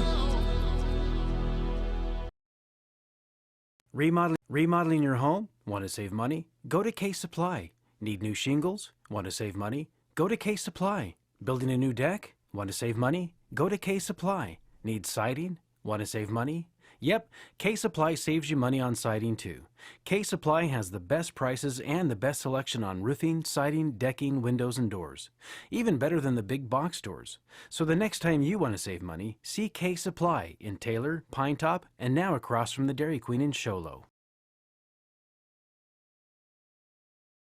This is my town. Show Low is football and party town, especially when you show up at Show Low Ford's Great American Tailgate event. Even if you just got your license, show up for the lowest price and longest warranty. Brand new Fords, all with our lifetime engine warranty. Not 3 years or 6, not 10 years or 100,000 miles. No way. Our warranty is forever. Come into Show Low Ford this week. Take delivery of a new Ford or pre-owned vehicle. New 2014 Ford F-150 Super Cruise, Cruise, just $30,495. New 2014 Ford Focus SE, just $19,995. Or new 2014 Ford Fiestas, $13,995. Plus, every new Show Low Ford truck comes ready to tailgate with a Yeti cooler. Show Low Ford's Great American Tailgate event. It's party time at the east end of the Deuce.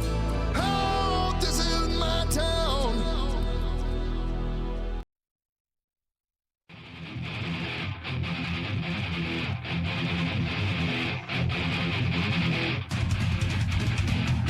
We welcome you back to Estrella Foothills. It's halftime. The Wolves lead it 9-0 over the Show Low Cougars in round one of the 2014 Division IV playoffs. And a scoring update from Sarita, Punt.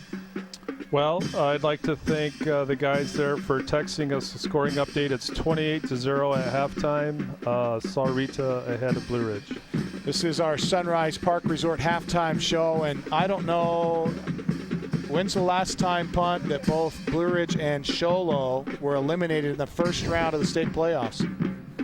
I have no idea, but it's been a long time for this sure. Has got to be a first for a lot of years. We're not done here yet. That's right. So. 9-0 at intermission. Show Low trailing Estrella here as we welcome you to our Sunrise Park Resort halftime show. Discounts going on now at sunriseskipark.com. Find out how you can get a discounted season pass by signing up early at sunriseskipark.com. There's going to be lots of fun activities this winter. You got a chance to save money by checking out the deals and discounts at sunriseskipark.com.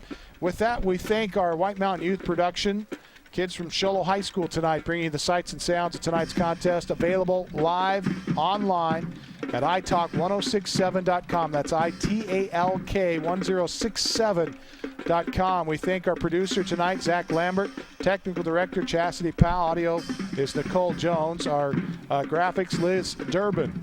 Cameramen are Zach Perkins, Joseph Pierce, Ali Long, Trent Kleiman, and Sage McCrill. We also thank our iTalk crew, Brandon Todd, Ron Everingham, and of course Punt Cooley and Dakota Hayes, our spotter tonight, Dylan Smith, our effects mic. Executive producers, Mel West, Curtis Stevens, and Ron Everingham. Estrella got off to a early lead in this one. Neither team able to put points up in the first quarter. Estrella, though, in the opening paragraph of the second, got a 2-yard carry by Joe Logan. That was set up by a bad snap. The Cougars, facing a 4th and long in their own territory, had a bad snap. Garrett Means went back, picked it up, tried to run with it at the 10. He ran backwards. He was tackled at the 5. Estrella had a 5-yard field to get their only touchdown of the night, and that says something about the Cougars defensively. That's the only touchdown they've given up. They did give up a field goal later in that quarter, and that's where they're at here at intermission, 9-0, but a good defensive stand to end the first half. Momentum-wise, Punt, where do you see the Cougars coming out of that second half locker room? Well, I think they've got to feel pretty good about going in to the locker room in this first half only 9 points down, because Estrella was able to drive the ball better, I think, in that first half. Clearly they spent a lot more time on the Show Low side of the field than did Show Low on the Fountain Hill side. But yeah, defensively the Cougars, and they've also benefited, I thought, also from some ill-timed penalties on the part of Estrella Foothills, where they did have drives moving them down into the red zone actually a couple of times of the Show Low side of the field, only to be pushed back, and then those drives for whatever reason would fizzle out. But you can't take that away from the effort the Cougars defense is putting forth, certainly.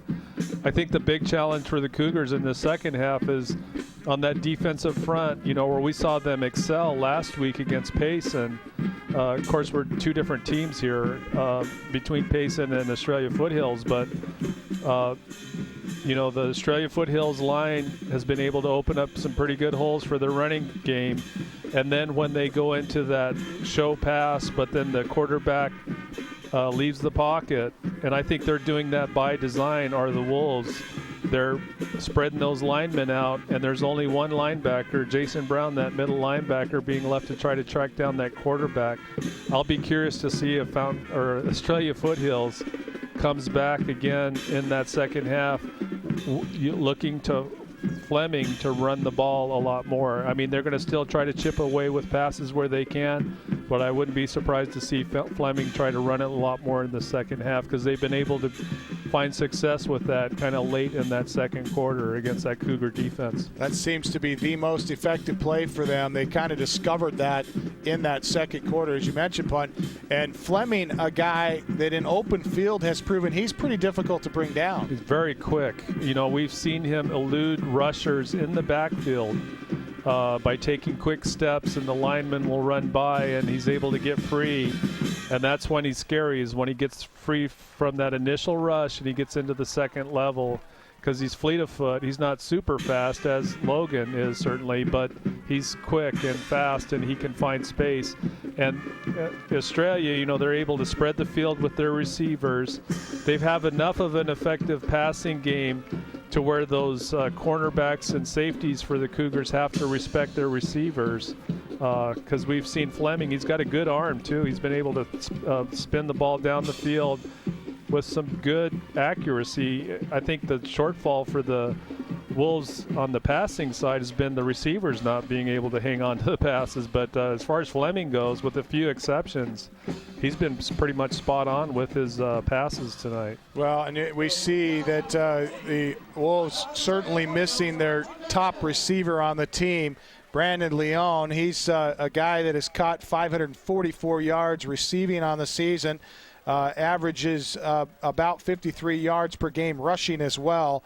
And he's a guy that has probably the surest hands on the team, but he's on the sideline tonight. And we've seen, as you mentioned, a lot of drop balls. One of those was Joe Logan, who was wide open for 6 if he had been able to hang on to it. And that ball, maybe, to his credit, maybe was tipped, but, you know, a lot of balls that are in the breadbasket that they just have not caught, not helping out Fleming at all, are the receivers tonight. But certainly something that they'll look to change in the second half. The Cougars amassing a very good drive after they gave up the first touchdown of the game. It looked like it sparked something in them offensively, and they were able to put together a good scoring drive that stalled out on the Estrella Foothills 15. Well, I couldn't pick up exactly what they did, but, you know, prior to that, Willie White in particular was having a tough time getting big yardage, and a lot of that had to do with Estrella Foothills blitzing their linebackers from either the outside or the inside or both, and really crowding that box up front. But in that drive you're talking about, Camden, they were able to find room off tackle a little bit further outside, and I got to believe that the Show Low Cougars made some sort of an adjustment to be able to get outside of those linebackers, because Willie Wyatt was able to knock off some big gains. You know, that one big long run of his was called back for a holding penalty. But you're right. So I'm sure that's something they're talking about in the locker room right now, because as we know, Coach Reisdorf talked about wanting to get his running game going tonight. And I'm sure they're not going to abandon that strategy here in the second half, because they did see some success in that first half. The problem, of course, for the Cougars, they just weren't able to sustain a drive long enough to put points up on the board, and they clearly need to be able to do that in the second half. Estrella leads it at intermission. When we return, Dakota Hayes breaks down the first half for you. Our students' analysis will be up next here on our Sunrise Park Resort halftime show. Sunrise Park Resort, best time to get good discounts on skiing for the winter. Be sure to check it out at sunriseskipark.com. At intermission, it's 9-0 Estrella over the Cougars of Show Low High School. This is Show Low Ford's presentation of high school football on iTalk 106.7 and worldwide on iTalk1067.com. Remodeling your home? Want to save money? Go to Case Supply. Need new shingles? Want to save money? Go to Case Supply. Building a new deck? Want to save money? Go to Case Supply. Need siding? Want to save money? Yep, Case Supply saves you money on siding too. Case Supply has the best prices and the best selection on roofing, siding, decking, windows, and doors. Even better than the big box stores. So the next time you want to save money, see Case Supply in Taylor, Pine Top, and now across from the Dairy Queen in Show Low.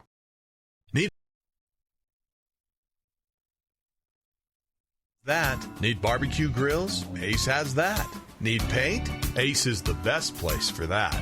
Need a chainsaw or weed eater? Ace has that too. Ace can even fix your chainsaw and your weed eater. Ace Hardware has everything you need for your home improvement project. They even have a 24/7 locksmith.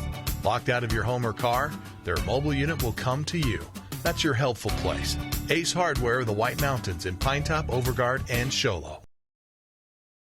This is my town. Show Low is football and party town, especially when you show up at Show Low Ford's Great American Tailgate event. Even if you just got your license, show up for the lowest price and longest warranty. Brand new Fords, all with our lifetime engine warranty. Not 3 years or 6, not 10 years or 100,000 miles. No way. Our warranty is forever. Come into Show Low Ford this week. Take delivery of a new Ford or pre-owned vehicle. New 2014 Ford F-150 Super Cruise, just $30,495.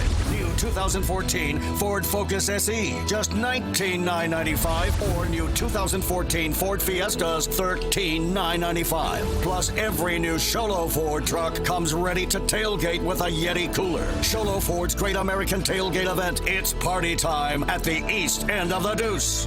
Oh, this is my town.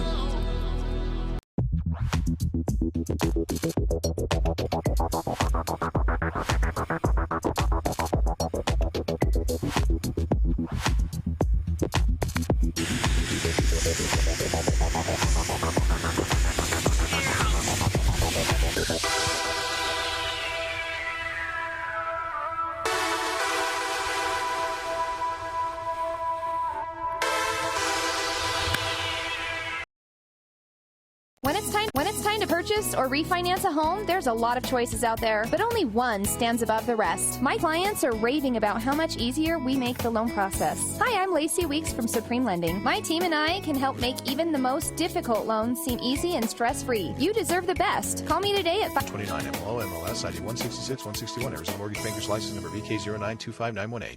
Getting your furnace tuned up each year ensures that your equipment is operating at peak efficiency and will save you money. Call the experts at Mountain Comfort Heating and Cooling and ask about our fall tune-up special. We'll come out and perform a 10-point inspection to make sure your unit is ready for the cold. Don't settle for anything but the best when it comes to your comfort and safety. We've been in the business over 29 years and are simply the best at what we do. Call 537-4264. That's 537-4264. Mountain Comfort Heating and Cooling, bringing you comfort through the 4 seasons. Yeah. High School, the Foothills of Estrella and the Wolves of Estrella on top over the Cougars here at intermission, 9-0.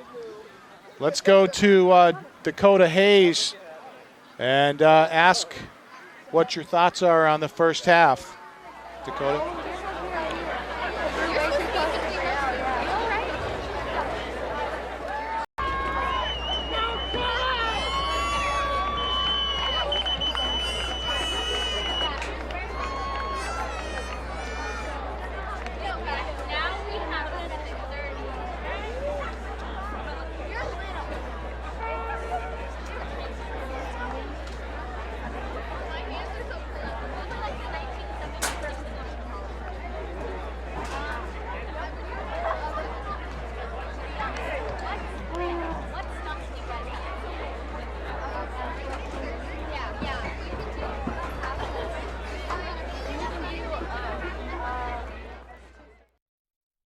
Modeling your home? Want to save money? Go to Case Supply. Need new shingles? Want to save money? Go to Case Supply. Building a new deck? Want to save money? Go to Case Supply. Need siding? Want to save money? Yep, Case Supply saves you money on siding too. Case Supply has the best prices and the best selection on roofing, siding, decking, windows, and doors. Even better than the big box stores. So the next time you want to save money, see Case Supply in Taylor, Pinetop, and now across from the Dairy Queen in Show Low. Like you're trying to get a point across and you're like, well, I can't remember what I was talking.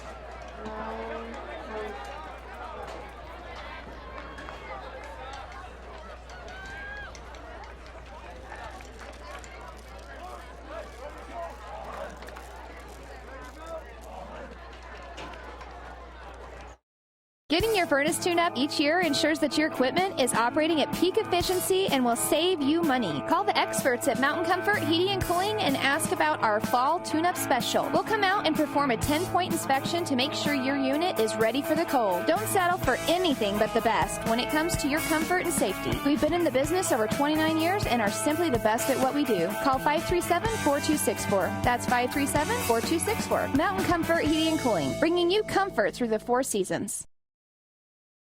Need a fireplace? Ace has that. Need barbecue grills? Ace has that. Need paint? Ace is the best place for that. Need a chainsaw or weed eater? Ace has that too. Ace can even fix your chainsaw and your weed eater. Ace Hardware has everything you need for your home improvement project. They even have a 24/7 locksmith. Locked out of your home or car, their mobile unit will come to you. That's your helpful place. Ace Hardware, the White Mountains in Pinetop, Overguard, and Show Low.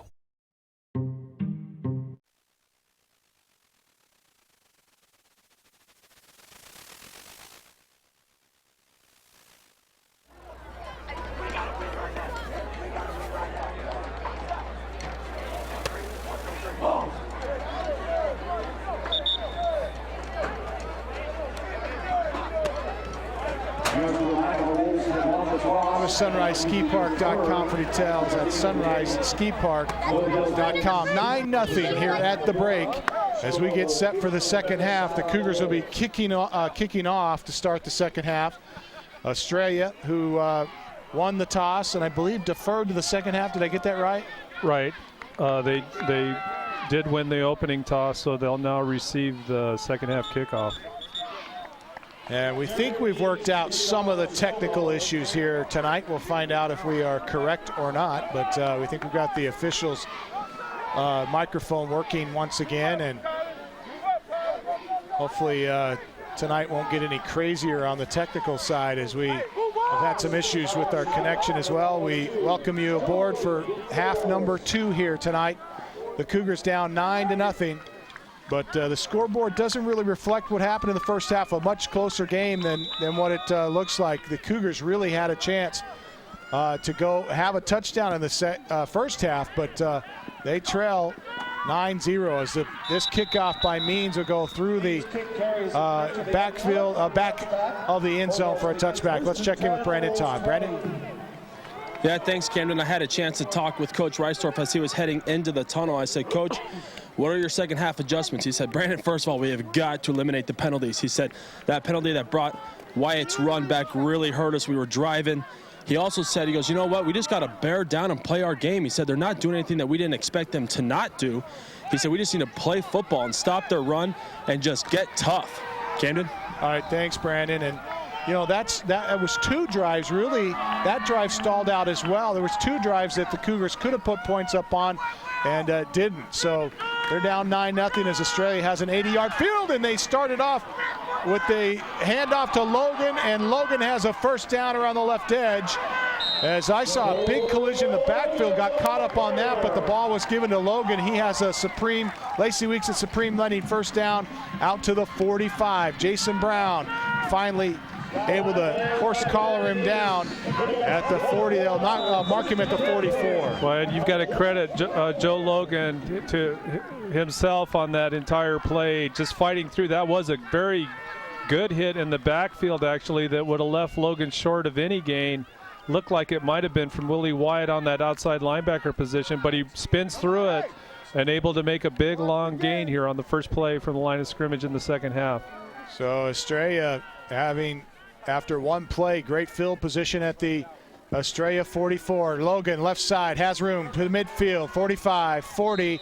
He'll be knocked out of bounds by Garrett Means at the 40, 1 yard line, call it the 42. Okay, exact identical play to the last play, and both of those rushes, big gains for Logan and the Estrella Foothills Wolves. So what they're able to do is get outside of the outside linebacker, Jerome Fawcett in this case, So they're sealing down somehow on those blocks on the outside edge and allowing Logan to get out in space. Sean White comes wide here to the near side. I tandem in the backfield behind Fleming. Handed off first man through this time to the fullback, Andy Huizinga. And Huizinga fights his way across the 40-yard line. And Jamie Webb, the first one to hit him there before he's snowed under by the Cougars. But he picks up 4 yards on first down and sets up a 2nd and 6. And again, Show Low making contact at the line of scrimmage with their defensive front, but you know, there's just no quit in this Estrella Foothills Wolves team. They're just fighting for every inch they can get. And tackles or not, they're just going to fall forward, fight forward, in that case getting 4 yards. From the Cougar 38, man in motion is Sullivan, crosses the formation right to left, handed off to Logan. Logan has room, 30, he could go to the 15, knocked down at the 10. A Mountain Comfort Heating and Cooling first down for the Wolves, and a injured player back at the 28-yard line. Looks like a lineman for the Wolves. Tyler Adams, slow to get up, but we also have a penalty marker thrown. They threw it right at the tackle. Whoever made the tackle, I think it was Jace Brewer. I can't see from up here, but anyway, I think a second player from Show Low came in, and they may be calling a late hit here, but we'll have to wait and see. And the umpire does not turn on the microphone for us there. So after we had audio set up, we didn't get it. Well, I could hear him. He's saying it's targeting, and that had to do with the second Show Low player coming in, made contact on the helmet. So against the Cougars, and the ball will go all the way to the 5-yard line where it's 1st and goal. Lacey Weeks at Supreme Lending, first down for Estrella, and they hand off to Huizinga, and Huizinga is inside the 5. But a penalty marker thrown at the point of attack here. Judging from the reaction from the quarterback, Fleming, for the Foothills, Estrella Foothills, it looks like it will go against the Wolves. And we saw this in the first half, Camden, with Estrella. You know, they drive down, get into a deep chop block on the offense, 54-72. All right, so anyway, they get deep down into Show Low territory with these drives, and then those penalties set them back a little, and we'll see how they respond here. 10 minutes, 9 seconds left to play in the 3rd quarter. Estrella trying to put this game away early. They're up 9-0, a chance to go up by 3 scores here. Holding penalty drops them back to their to the Cougar 20-yard line. They give to Joe Logan here, and Logan will be spun down after a gain of a couple. Jason Brown in on the stop, along with Baca. And again, a big hole on that, in this case on the right side. They're running Logan in this second half a little further outside of the tackles. It looks like the strategy they're using are the Wolves, but credit Jason Brown, as you say, coming up from his middle linebacker position, just filling that gap as soon as Logan breaks through the line of scrimmage and making a good open field tackle. Wide receiver to the far side is Sean White. Sullivan wide here to the near side on 2nd down and goal from the Cougar 18. They send Sullivan in motion right to left across the formation. Pitch to Logan. He goes left. Jerem Fawcett grabs him, knocks him down after no gain.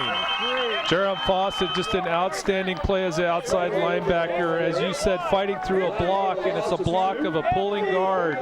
Jesus Jimenez, 6'5", 295, leading the play for the Estrella Foothills Wolves, but Fawcett doesn't flinch at all, just fights through that, rips through that block, and makes the closing tackle to set the edge.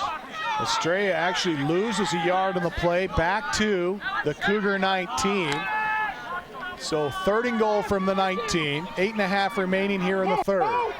Estrella up 9-0. Trip set right, 2 receivers to the left. Sullivan here on the right side, wide right. Fleming to throw towards Sullivan. It is overthrown out of the reach of Sullivan. He got his fingertips on it, but it was incomplete. Clark and Emoto over there on the coverage. And again, Camden, we saw this drive from Estrella. They drive all the way down close to the 5-yard line of the Cougars. They get the penalty, pushes them back. And another drive fizzling out in terms of being able to convert a touchdown. They'll send the field goal team out. But you got to credit that Cougar defense for just being resilient and staying tough under the circumstances. Outstanding job by them. Ball will be spotted at the 26, a 36-yard attempt. Nye puts foot into it, has plenty of leg, and it is good. A 36-yarder for the Estrella Wolves, and they lead 12-0. We'll step away. This is Show Low Ford's presentation of high school football on iTalk 106.7 and worldwide on iTalk1067.com.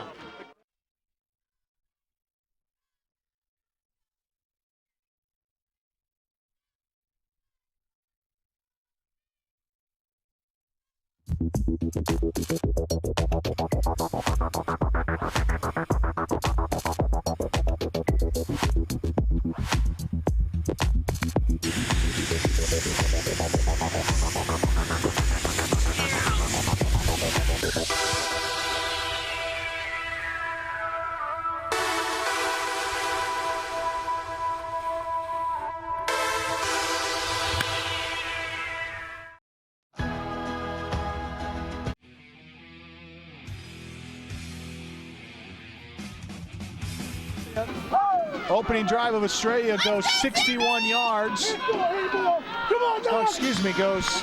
make it happen, SJ. Let's do this. They go 80 yards, right? Is this the opening drive? We have one extra. Anyway, 61-yard drive for Estrella. They lead 12-0. Kickoff, Means picks it up, goes to the 20, 25. They'll be knocked down just shy of the 30-yard line. Garrett Means, good return for the Cougars. Some of the best field position the Cougars have enjoyed on a drive to open a drive since the beginning of this contest, as they've had their backs against the wall pretty much all game long. They have had to fight with long fields on almost every possession. They have done that, and we're still in the third quarter with 8 minutes left, but with the score 12-0. But Show Low kind of getting into a point here where they're going to have to make a drive, a sustained drive, and get some points up on the board. Quick throw near side to Garrett Means, and Means hit as he tries to turn upfield, and he gets pounded on the near side after he gets to the Cougar 32, a gain of 3 on first down. And again, we called his number a lot tonight, Travis Haymore, the outside linebacker, number 41, along with number 9, Brian Christian, coming out on the tackle. 2nd and 7, Reisdorf rolling right, throws, and looking for Means, and is picked off at the 40-yard line. Marcus Young has the pick for Estrella, and another short field for the Wolves. Well, and Marcus Young, number 6, coming over, just floating over from his free safety position, reading the eyes of Reisdorf. Reisdorf on that pass to Garrett Means, really kind of throwing into triple coverage almost. You had the cornerback back with the safety and the other safety drifting over as well. But, just you had the lone receiver out there, and he may have looked open for just a short time, but as soon as he let go of that ball, the Estrella Foothills Wolves closing in and making the interception. This Cougar defense has been on the field almost the entire game. They've been on the field for the majority of the second half. Fleming to throw, has a man, and it is tipped by Clark, and he knocks it away. They had Benfield had a step on him, and Clark reaches in, knocked the ball up into the air. Benfield looked like he may catch it, and then Clark wrapped him up to make sure he doesn't, and it's incomplete. Well, Clark staying with him on his cornerback position the whole way down the field. And it looked for a moment there that Clark may be beaten on that pass. Fleming put it into a perfect place. But as you say, Camden, able to reach out with those long arms. And unfortunately, just popped it up in the air to allow Benfield to try to grab it again, but all for naught. So they'll go second down, 2nd and 10. 7 minutes, 28 seconds left to play third quarter. High snap. It is picked up, though, by Fleming, and Fleming gets it back to the line of scrimmage. And 3rd and 10 coming up, and a big third down here for the Cougars. A chance to get the ball back if they can hold here on 3rd down, and that's something that they will certainly pay dividends. They could end up with decent field position here too. Yeah, if they can hold them, that certainly would be the case. But credit Roman Baca and Fillingham that time off their defensive front positions, closing in quickly on Fleming to get that sack. Ball at the Estrella 44 on 3rd and 10. Throw across the middle to Joe Logan, and Logan can't hang on to it. Incomplete. And again, a strong, powerful arm by Fleming, just cutting those passes over the linebackers, but in front of the safeties, and he puts a lot of zip on that ball, which is probably one of the reasons why those Wolves receivers having a hard time pulling them in, but still very accurate passing on the part of Fleming. 6 minutes, 49 seconds left to play third quarter. It's 12-0 Estrella. They're forced to punt here on a 4th and 10 from their 44-yard line. Punter will take the snap at the 31, gets off a good kick. Brewer to return it at the 18. Goes right side, now turns it up the numbers at the 25 and has a couple of defenders to beat, and he can't get around him. He's going to be dropped down at the 28. Well, Show Low known for setting the wall, the picket fence on their punt returns, and they did it that time, trying to set that wall. But Estrella Foothills, all these teams nowadays watch each other on film, and you could see them break that fence down, able to cut Brewer back to the inside and make the tackle. So they'll start their drive here at the 29. 6 minutes, 36 seconds left to play third. It's 12-0 Estrella. The Cougars with the football. As you mentioned, punt from their 29. Single back in the backfield is Wyatt. They hand to Wyatt. Wyatt across the 30, out to the 31, a gain of 2. And again, Wyatt able to get through the initial point of contact at the line of scrimmage, has his heavily taped ankle coming out of the locker room. Does Willie Wyatt. He still has a little bit of the limp that we saw him leave the field on earlier in the game. Hand off to Wyatt, right side. He tries to get around the edge, and he does as he gets across the 35, close to a first down. Ball spotted near the 40. If it stands, it'll be good for a Lacey Weeks at Supreme Lending first down, but a penalty marker thrown at the spot of the tackle, at least of initial contact. Let's go, let's see if the officials got the call here. Personal foul. It is a personal foul called. Targeting. That's another targeting call. We saw one earlier against Show Low. This time against Estrella Foothills, coming in with the helmet contact on the tackle on Willie Wyatt. So a big move now and putting Show Low into Estrella Foothills side of the field. Penalty assessed all the way to the Estrella 46.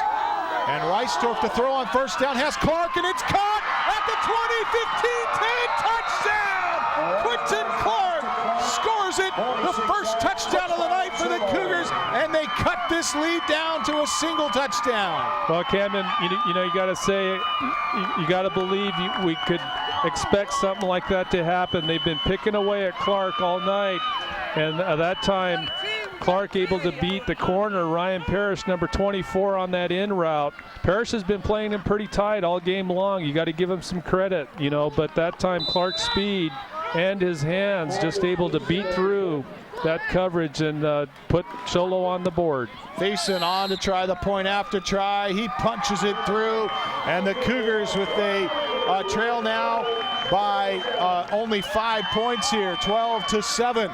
We'll step away. 5:50 left to play third quarter, and the Cougars finally get points up. This is Show Low Ford's presentation of high school football on iTalk 106.7 and worldwide on iTalk1067.com.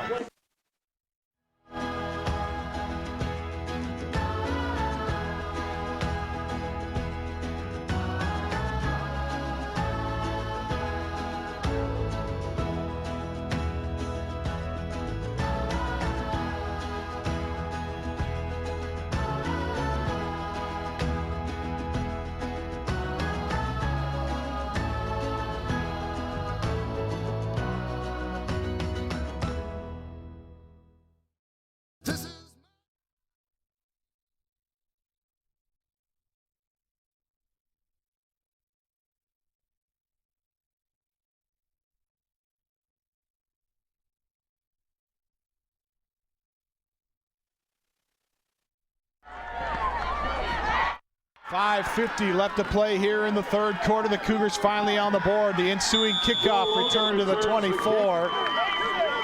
It's 12-7. Fillingham on the stop there for the Cougars.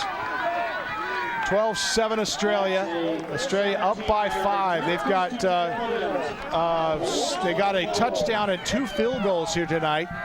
They led 12-0 coming into this quarter, coming into this half, but the Cougars put together finally a scoring drive and get points on the board. Well, Estrella Foothills, on most of their drive, being pretty effective in terms of getting down into Show Low territory. They just haven't been able to put points on the board in form of touchdowns, so we'll see what they do here against the Show Low defense. Joe Logan, lots of room. He goes left side, 40, and will be knocked down at the 45. Good for Lacey Weeks at Supreme Lending. First down. Damian Sharp and Jason Brown combined on the stop. Let's go to Brandon Todd. Brandon? Well, I was going to make a comment about how that score really pumped up this crowd in the Show Low sidelines, and then they broke off like a 30-yard run, and that quieted them down. But definitely a lot more life over here on the Show Low sidelines, Camden. All right, thanks, Brandon. And let's see if it's what the Cougars need, as they've given up a big chunk here. I tandem in the backfield as Fleming takes the snap and hands to Joe Logan. Logan looking right side this time, and the Cougars stop him after a gain of 4, just shy of midfield. Well, Estrella Foothills definitely made some sort of adjustment, talked about some changes to their running game at halftime, because all of the runs, well, not every single one, but most of the runs we've seen from Logan, he's literally been untouched until he hits the second, sometimes third level on these big bursts he's been having so far here in the second half. So Show Low definitely needs to prevent those big plays from occurring if they're going to expect to hold these guys and keep them off the board. Second down and 5, call it 2nd and 6, looking to throw. Fleming has plenty of time. Now he's going to be chased. He throws, it's caught. First down, Wayne at the 35. He's knocked down by Quentin Clark. Good for a Mountain Comfort Heating and Cooling first down. And again, Wayne making a good catch, finding open space as the quarterback scrambles. But Quentin Clark coming up again with a big hit, a clean hit on Wayne. Wayne also injured. He's going to walk off to the sideline, but looks like another Estrella Foothills player getting the wind knocked out of him. So Clark doing a good job of dropping the hammer in that secondary for the Cougars tonight. Well, and certainly that could play dividends later on as these receivers start to hear footsteps. 4:06 left to play third. It's 12-7 Estrella. Fleming to throw on first down, and it's incomplete, intended for Sullivan on the far side.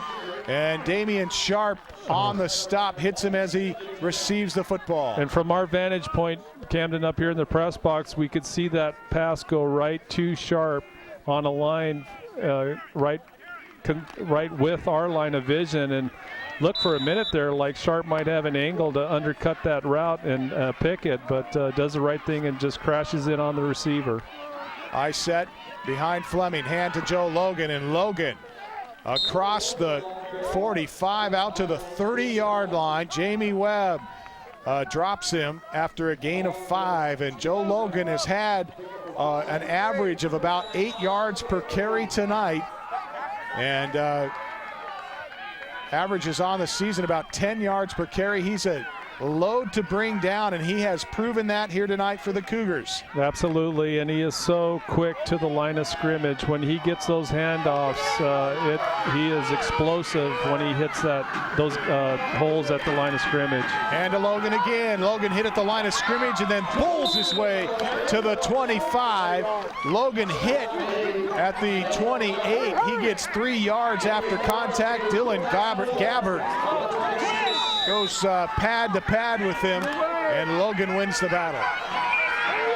4th down and 1. Estrella going to go for it. High set behind Fleming. He takes it on a quarterback sneak, but a penalty marker thrown, and this is going to be called against the Wolves, I believe, on a procedure call. Well, we'll get the call here in a second. The referee's conferring with the line judge. And on 4th down, if this is a penalty, procedure call, they should get another snap here. It is a dead ball, false start. And so the Wolves will have the football, but instead of 4th and 1, it's 4th and 6, back to the 30.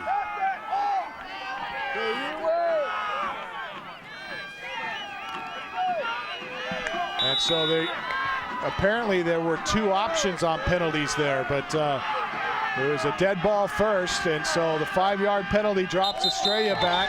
And now they go with a hard snap count, and the Cougars jump offside, and it'll be 5 yards the other way.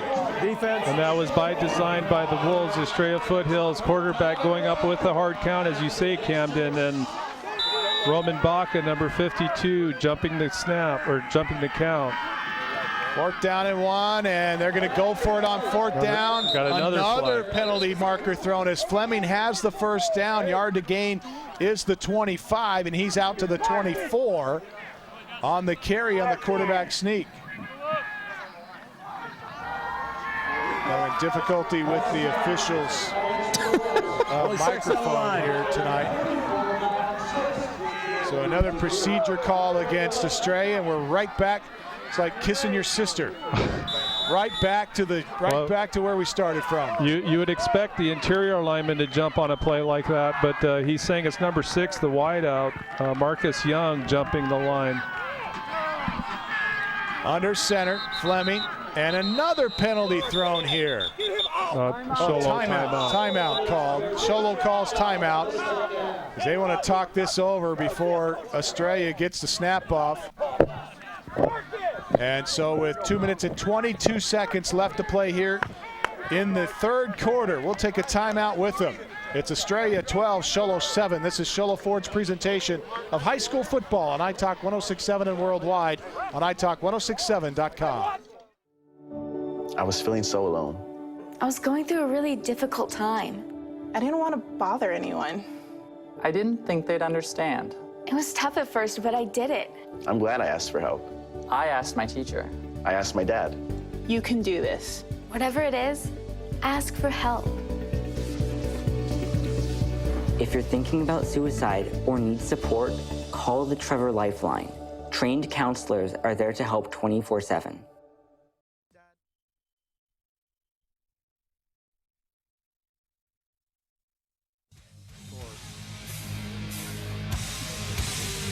Welcome back. 2 minutes, 22 seconds left to play 3rd quarter. Estrella up 12-7. And the Wolves facing a 4th down and 7. Call it 4th and 6 here. From the Cougar 31, Fleming under center, eye tandem in the backfield. After the Cougar timeout, Fleming calling signals. Takes the snap. Looks downfield, has plenty of time. Now he's flushed, right side, throws, off balance, wide open, Sullivan, Clark closes and knocks it away. How about that? Well, just another amazing play by Quentin Clark. Actually gets burned coming up quickly on a short route, and number 12, I think it was Austin Sullivan, beating him to that deep corner, but Clark just turns on a dime and just drives his legs into the end zone, knowing exactly where that pass was headed. And with that last lunge, able to push it away before it gets into the receiver's arms. Otherwise, a touchdown for the Estrella Foothills Wolves. 2 minutes, 13 seconds left to play 3rd quarter. Estrella up by 5, 12-7. Reisdorf, the sophomore, brings his team to the line of scrimmage. They take over on downs at their 31. Hand to Wyatt.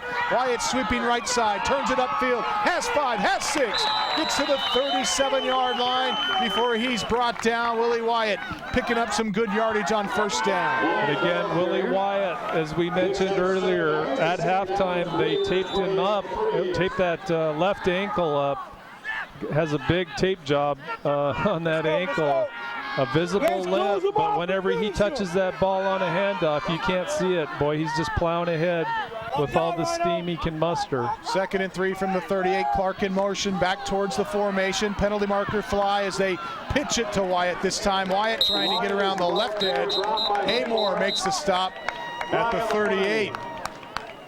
And again, we see that Willie Wyatt coming up limping. The official, hopefully with the call here. Illegal shift. And White. Hey, all right. Illegal motion against Show Low. So Show Low on an illegal shift will. 5-yard penalty from the previous line of scrimmage. Will take the ball back to We the talk 30. about in postseason Second down and execution, and the Cougars playing with a lot of youngsters on this team. Tonight starting 5 sophomores and 1 freshman, and it's tough with young kids in big games. And there's been several times tonight where the Cougars have shot themselves in the foot. Well, and the Estrella Foothills Wolves have not been immune to that themselves. They have a ton of penalties as well. Reverse to Clark. He comes near side, turns it up at the 30, hit at the 34, gets to the 36-yard line. Mark Garcia on the stop for the Wolves, but Quentin Clark picks up about 6 yards on the play. Well, credit for the Wolves, Ryan Parrish, the cornerback on this side where the reverse was coming to. Good job staying home. He's not involved in the tackle, but does a good job of setting the edge and pushing Clark back into those linebackers, allowing them to make the tackle. Otherwise, Clark with his speed would have had a lot of turf to run down on that sideline. Show Low taking a lot of time to set this play up. They shift to a bunch set on the right side and a direct snap here. As penalty markers fly, they give a snap to Fawcett as Reisdorf was running off the field and pretending like he had was trying to get the attention of the coaching staff here. And we'll see what the call is. Well, it's definitely a decoy play by Reisdorf, as you say, running to the Show Low sideline, flopping his arms up to try to distract the defense. And then, of course, they do the direct snap to the lone back, Jerem Fawcett. Regardless, even if there had not been a penalty, he would have gained maybe a couple of yards, it looks like. But there are flags, so we'll see what they say here. Officials taking a lot of time to talk this over. It's against Show Low.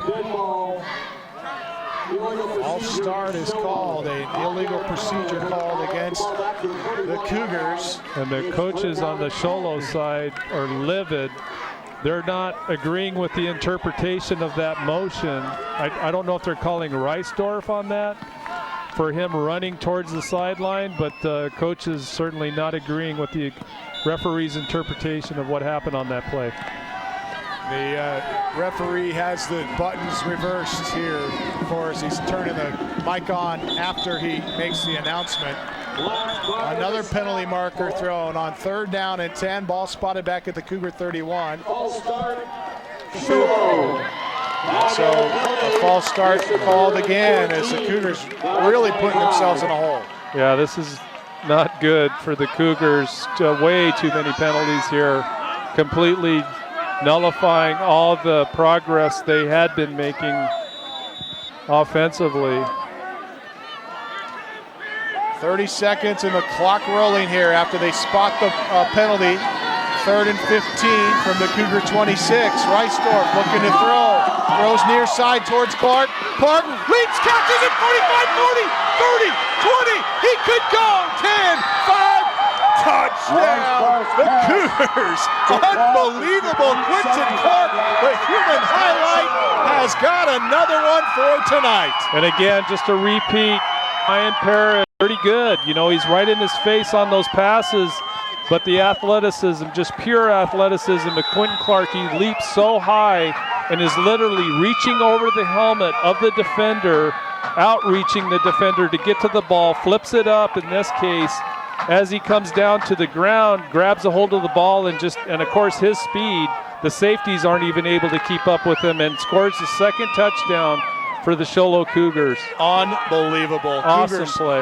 Line up for a 2-point conversion here as they go up 13-12 on the touchdown.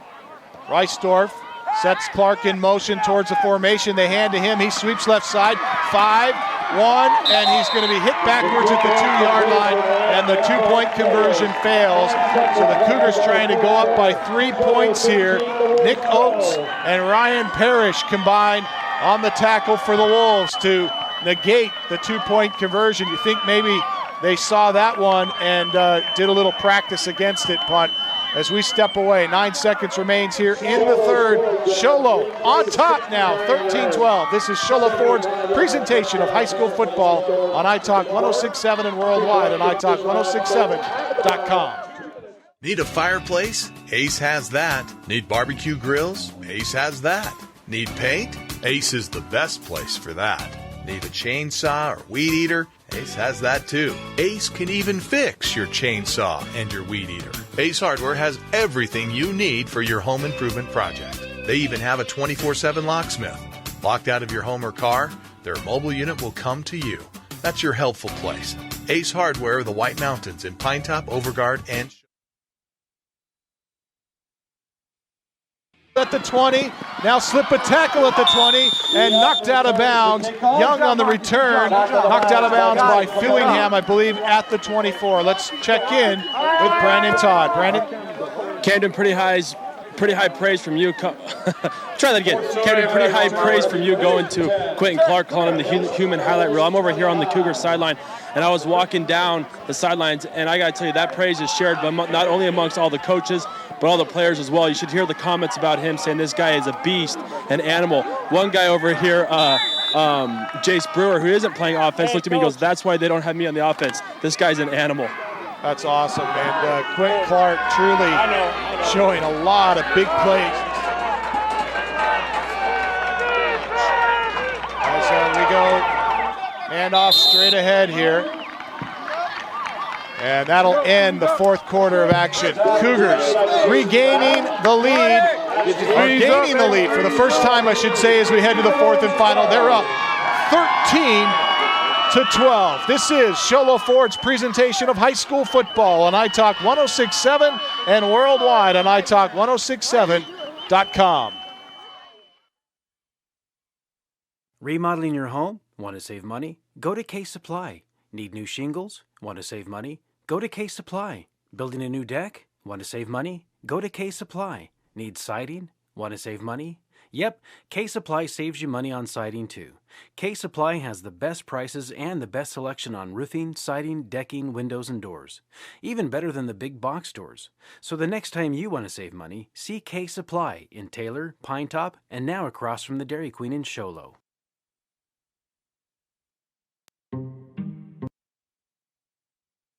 When it's time to purchase, we go to the fourth and final quarter.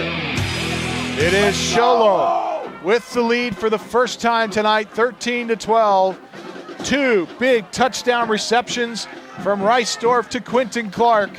And that's why you throw it up towards Quentin Clark. Well, you know, I was just thinking, we've seen Willie Wyatt limping and clearly injured or hurt a little with that ankle. So it looks like Show Low trying to go to Clark a little bit more. Logan with the run, 40, 50, foot race, 45, 30, tripped at the 15, but he's going to score. How about Joe Logan? He stiff-armed the player back here at around the 30-yard line to get to the edge, and then he turns on the Jets. Well, and we can see his speed there. You know, he's been a power runner when he goes up the middle. That time able to get on the outside edge. No outside contained by the Cougars. And once he gets out in space, just turns it on and able to outrun all of the secondary for the Cougars. The closest runner to him, Jerem Fawcett, actually gets a hand on his leg or his ankle at about the 10-yard line, but just not strong enough to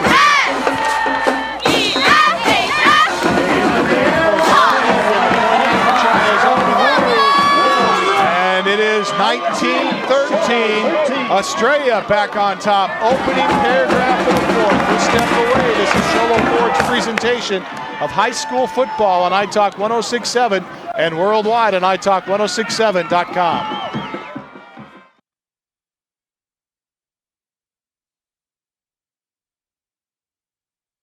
Refinance a home? There's a lot of choices out there, but only one stands above the rest. My clients are raving about how much easier we make the loan process. Hi, I'm Lacey Weeks from Supreme Lending. My team and I can help make even the most difficult loans seem easy and stress-free. You deserve the best. Call me today at 537-5626. That's 537-LOAN. Lacey Weeks, your mortgage consultant for life. Supreme Lending is an equal housing lender and MLS ID 2129, MLO MLS ID 166-161, Arizona Mortgage Bankers License Number VK.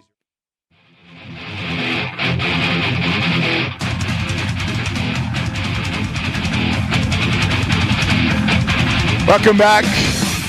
It is Australia back on top, 19-13, with 11:45 remaining here in this fourth and final quarter. As Show Low had regained the lead for a moment, but here comes the kickoff. Means to the 5, 10, 15, 20, 25, and Means will be snowed under at the 28, where the Cougars have had pretty much their shortest field tonight has been around the 28. Kylan Knox on the stop there for Estrella. 19-13 with 11:37 left to play here in the fourth. Quentin Clark putting up 2 big touchdown receptions. And it's been a pretty tough night for the Cougars. And at Sarita, in the third, Sarita up 42-0 over Blue Ridge as Wyatt has some room to run on first down across the 35 to the 37. Actually, that's the final score, Camden, 42-0, Sarita over Blue Ridge. So the Yellow Jackets are eliminated from the tournament here in the first round. The Cougars trying to avoid that themselves. 2nd and 1, and upended in the backfield this time is Willie Wyatt on a loss on the play back to the 36-yard line. As Wyatt right up the middle that time, and Estrella just keying on him. Big time, and you see him with a really heavy limp. I mean, he's showing a lot of grit in this football game tonight is Wyatt. Oh, a big fumble. And the ball's loose. And it looks like Fawcett got it back. It'll be good for a first down. A Lacey Weeks at Supreme Lending first down at the Cougar 47. Brandon Todd. Brandon? What a fortunate break right there for the Cougars as Wyatt lost the ball, and it took 3 hops and landed right into the hands of Fawcett. He was just Johnny on the spot right there, Camden. All right, thanks, Brandon. Here's the snap. And Reisdorf rolls out of it on the fake, completing the fake, and a pretty good fake it was, at least from our vantage point, as the ball was given to Wyatt around the left side. Nikamoto. Yeah, Nikamoto in. He was in for Wyatt on that last play.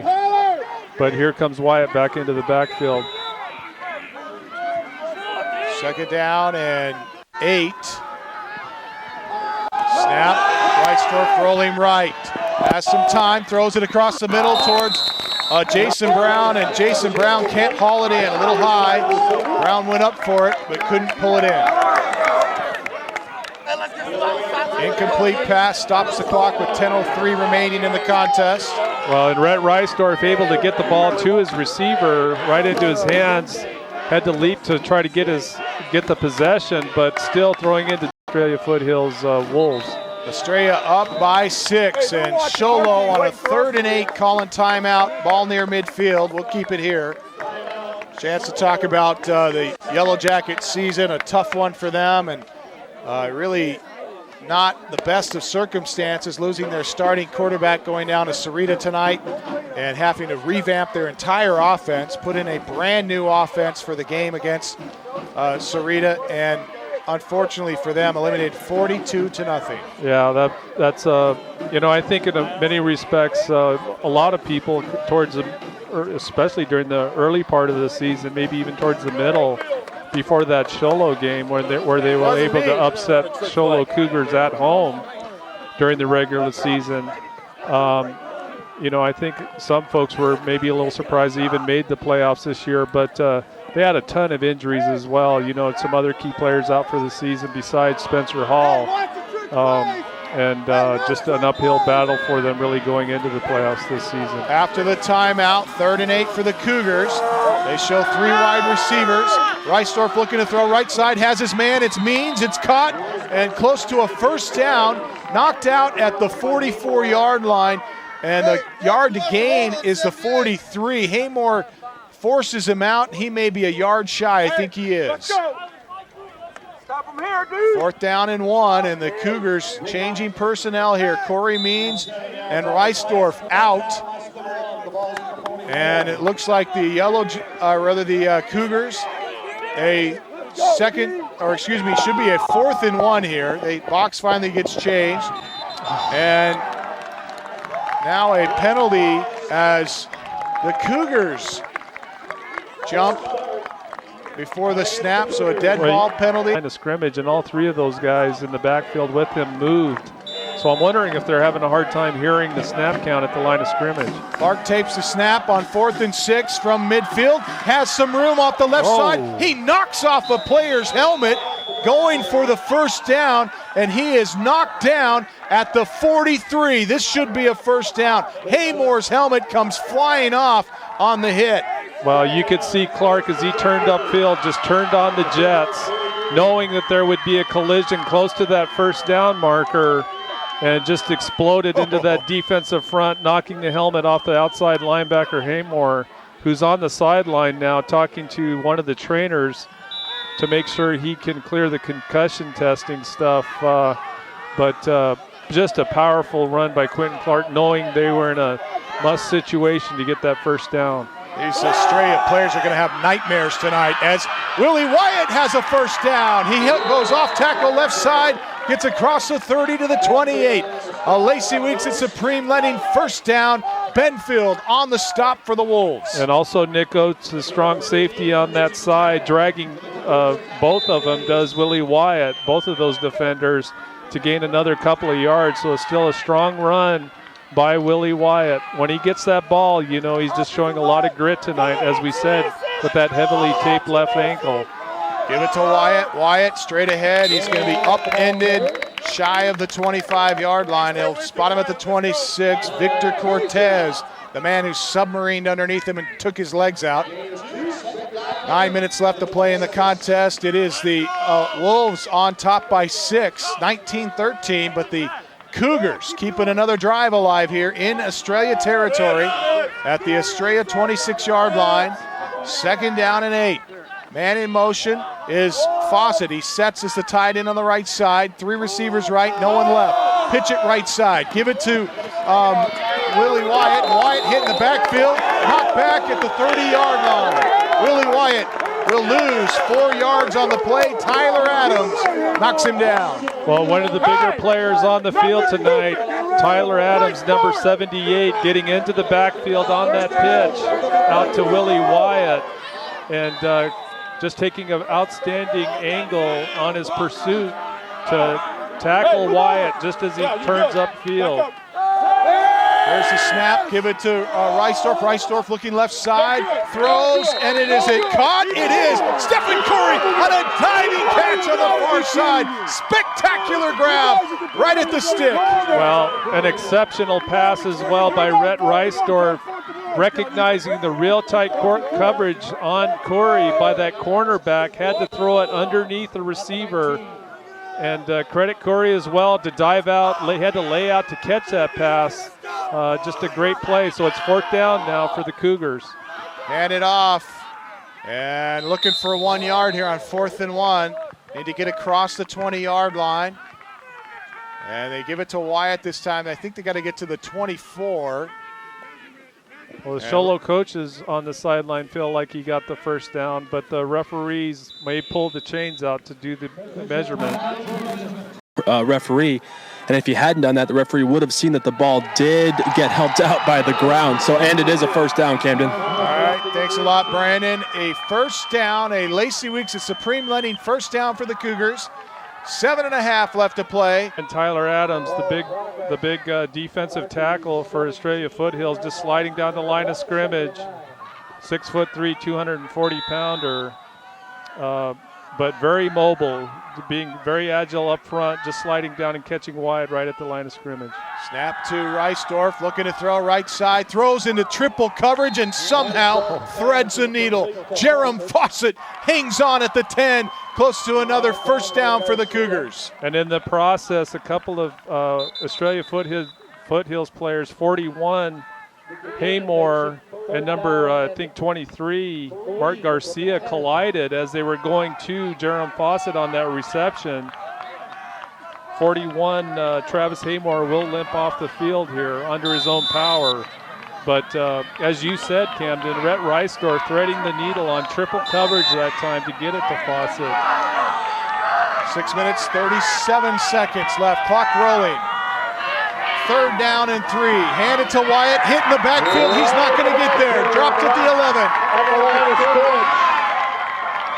Mason Benfield on the stop. Maybe a little too predictable from the Cougars, you could maybe argue, but they go up the middle to Wyatt. And Estrella Foothills, meanwhile, loads the box and brings all their linebackers outside and inside on that last play to stuff the line of scrimmage. 4th down and 4 to go from the 11. Hand it off, now reverse it. Clark sweeping left side, gets around one. No, he'll be wrapped up and dropped on a great open field tackle.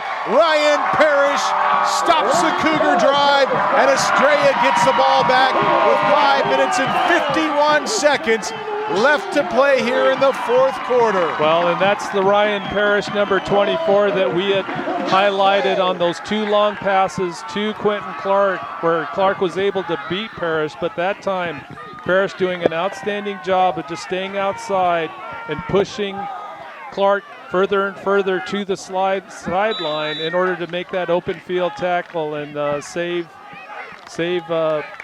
to prevent Cougars, in this case, putting points up on the board, points they desperately need right now. 5 minutes and 51 seconds left. Estrella with the football now. And the Cougars defensively knocked, was that Logan that time? Yep. Tried to bounce, well, he was going outside and then tried to bounce inside.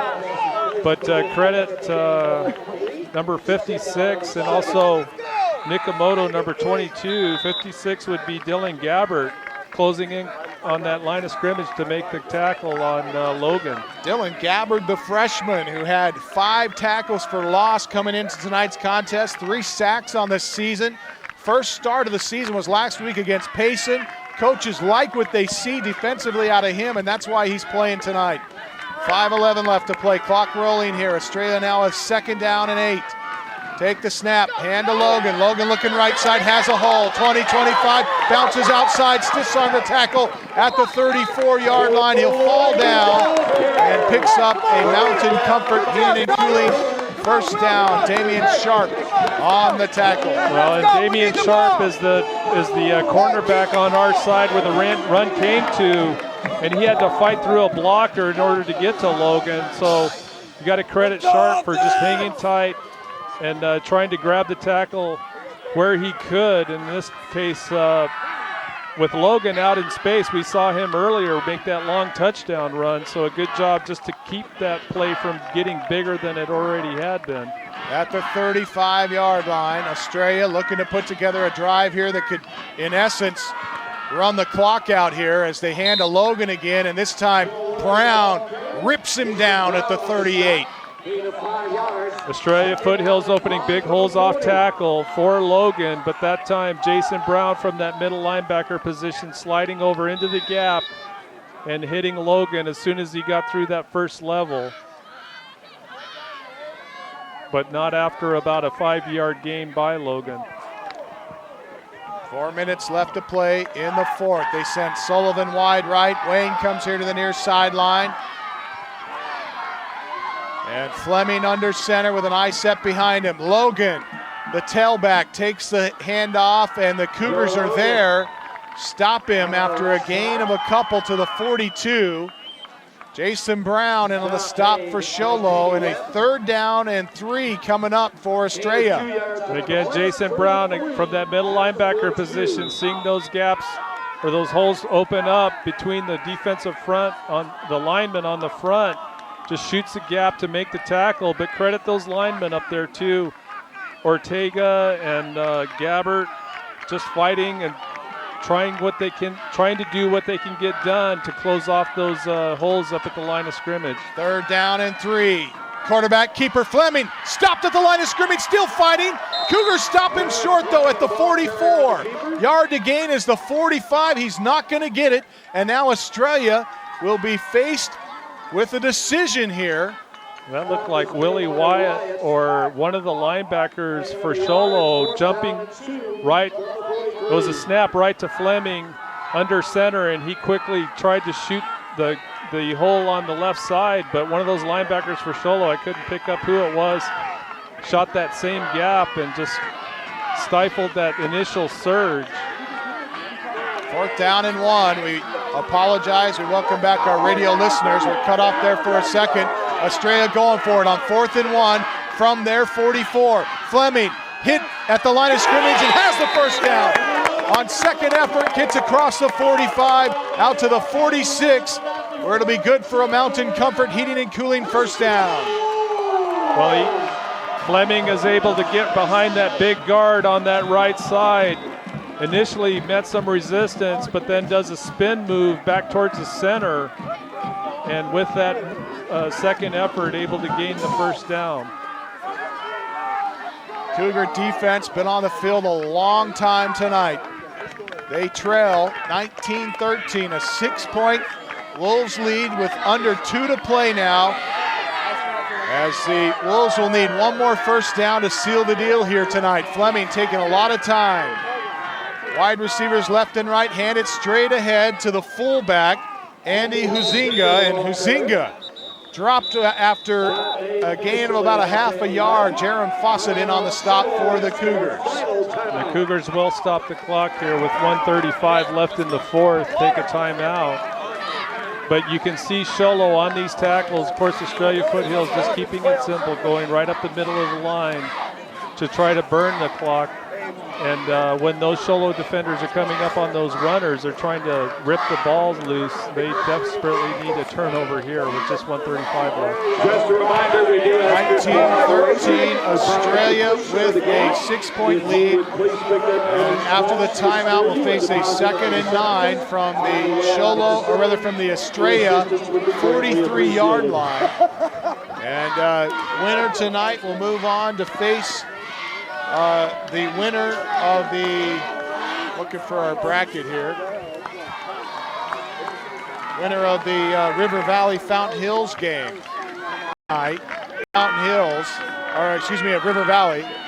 Hand it off to Logan on 2nd and long, and Logan has a first down out across the 40 to the 44, and that could be the ball game. Jace Brewer on the stop for Show Low. That could be the nail in the coffin. Well, Logan that time breaking through the line of scrimmage cleanly without anyone touching him, and then getting into that second level. You can see him being very conservative with his ball carrying, being very protective of the football. That's going to do it. Estrella, we're going to burn the rest of the clock, pending any ill-advised moves by the Wolves here. They should be able to take a knee a couple times here and put this one in the deep freeze. Fleming going to make sure every second of the play clock winds down before he takes the snap and takes the knee. And he'll have to do it one more time, and the Wolves of Estrella Foothills will advance, beating the Show Low Cougars tonight, 19-13, our final.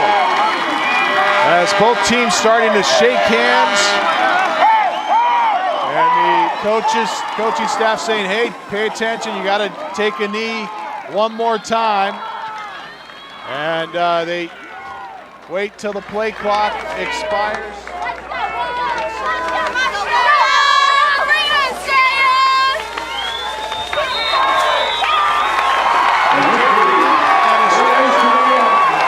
Will defeat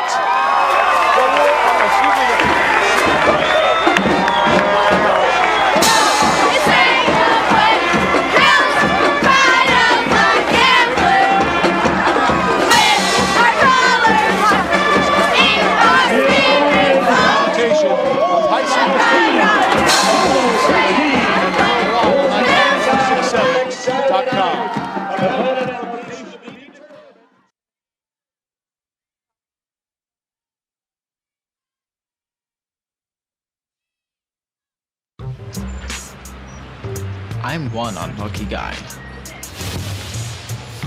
The chance of being involved in a robbery is 1 in 757. The chances of being struck by lightning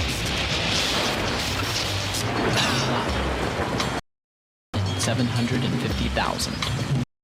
Please fasten your seatbelts for unexpected turbulence. The chances of being a victim in an airline crash 1 in 29 million. Hey, could I get some peanuts? The chances of being involved in a car crash are far greater than lightning strikes and plane crashes. And if you are texting while driving, your risk of crash increases 23 times.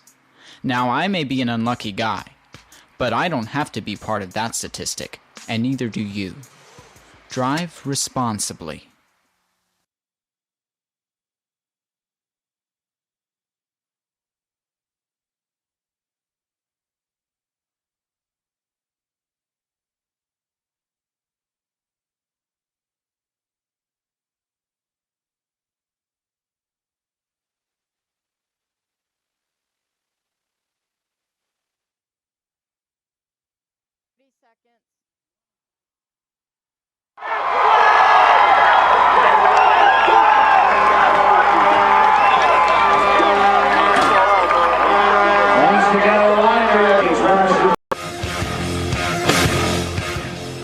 Welcome back to Estrella.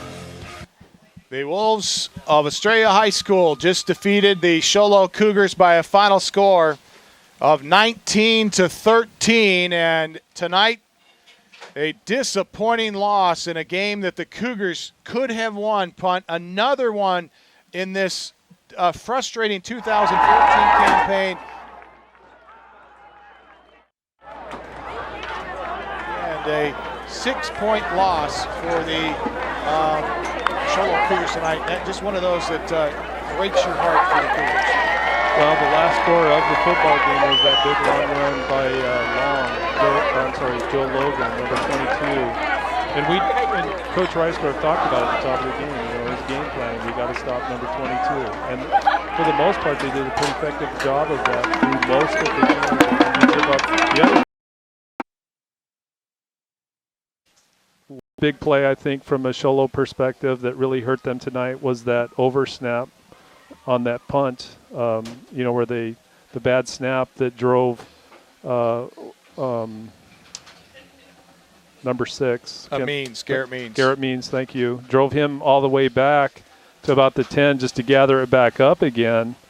And then he had to run some more to get away from the defenders in the hopes of trying to get at least something off. But ultimately was tackled at about the 5, and that's you give up pretty much handing the other team a touchdown. So 2 big plays that really I think made a huge difference from a Cougars perspective and ended up leading to the victory for the Estrella Foothills Wolves. Now that's not to say that they didn't produce elsewhere. Did the Wolves? A very strong offensive team. I was impressed with their. We knew they would have a good running game, and they certainly showed up with that tonight. We knew that their quarterback was very skilled, either throwing the ball or running the ball. And he showed us that he's definitely a skilled athlete as well.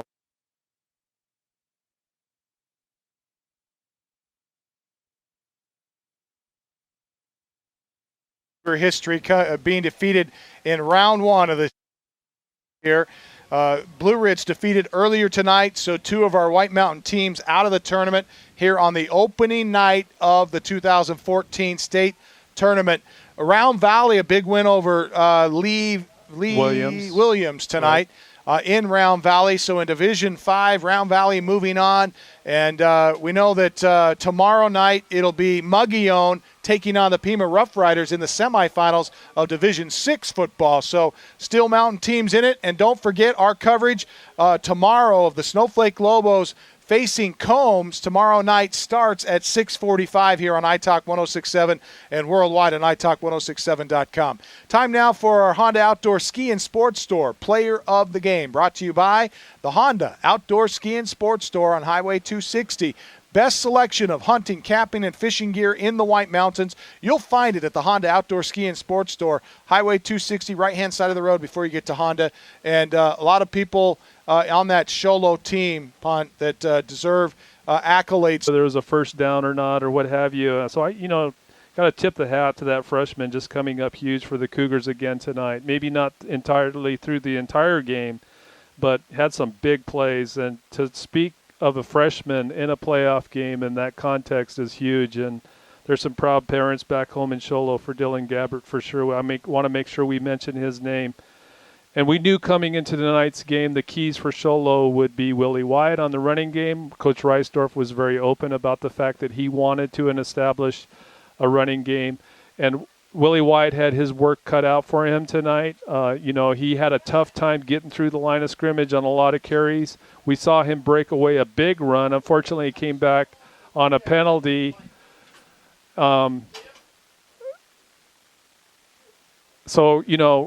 He had a tough go at it ultimately, and we saw him actually limping around in that second half because of an ankle injury. So if there was a gritty award, it would definitely go to Willie Wyatt. I think just the grit he showed tonight, that's got to be kind of a spark for his teammates, But all in all, Quentin Clark with those amazing athletic catches. We saw him drop the hammer also on defense on a couple of plays. You never want to see guys get hurt, and they were clean hits, just great tackles on open receivers. But offensively, those two big touchdown passes where he was reaching over a defender or having to go through some,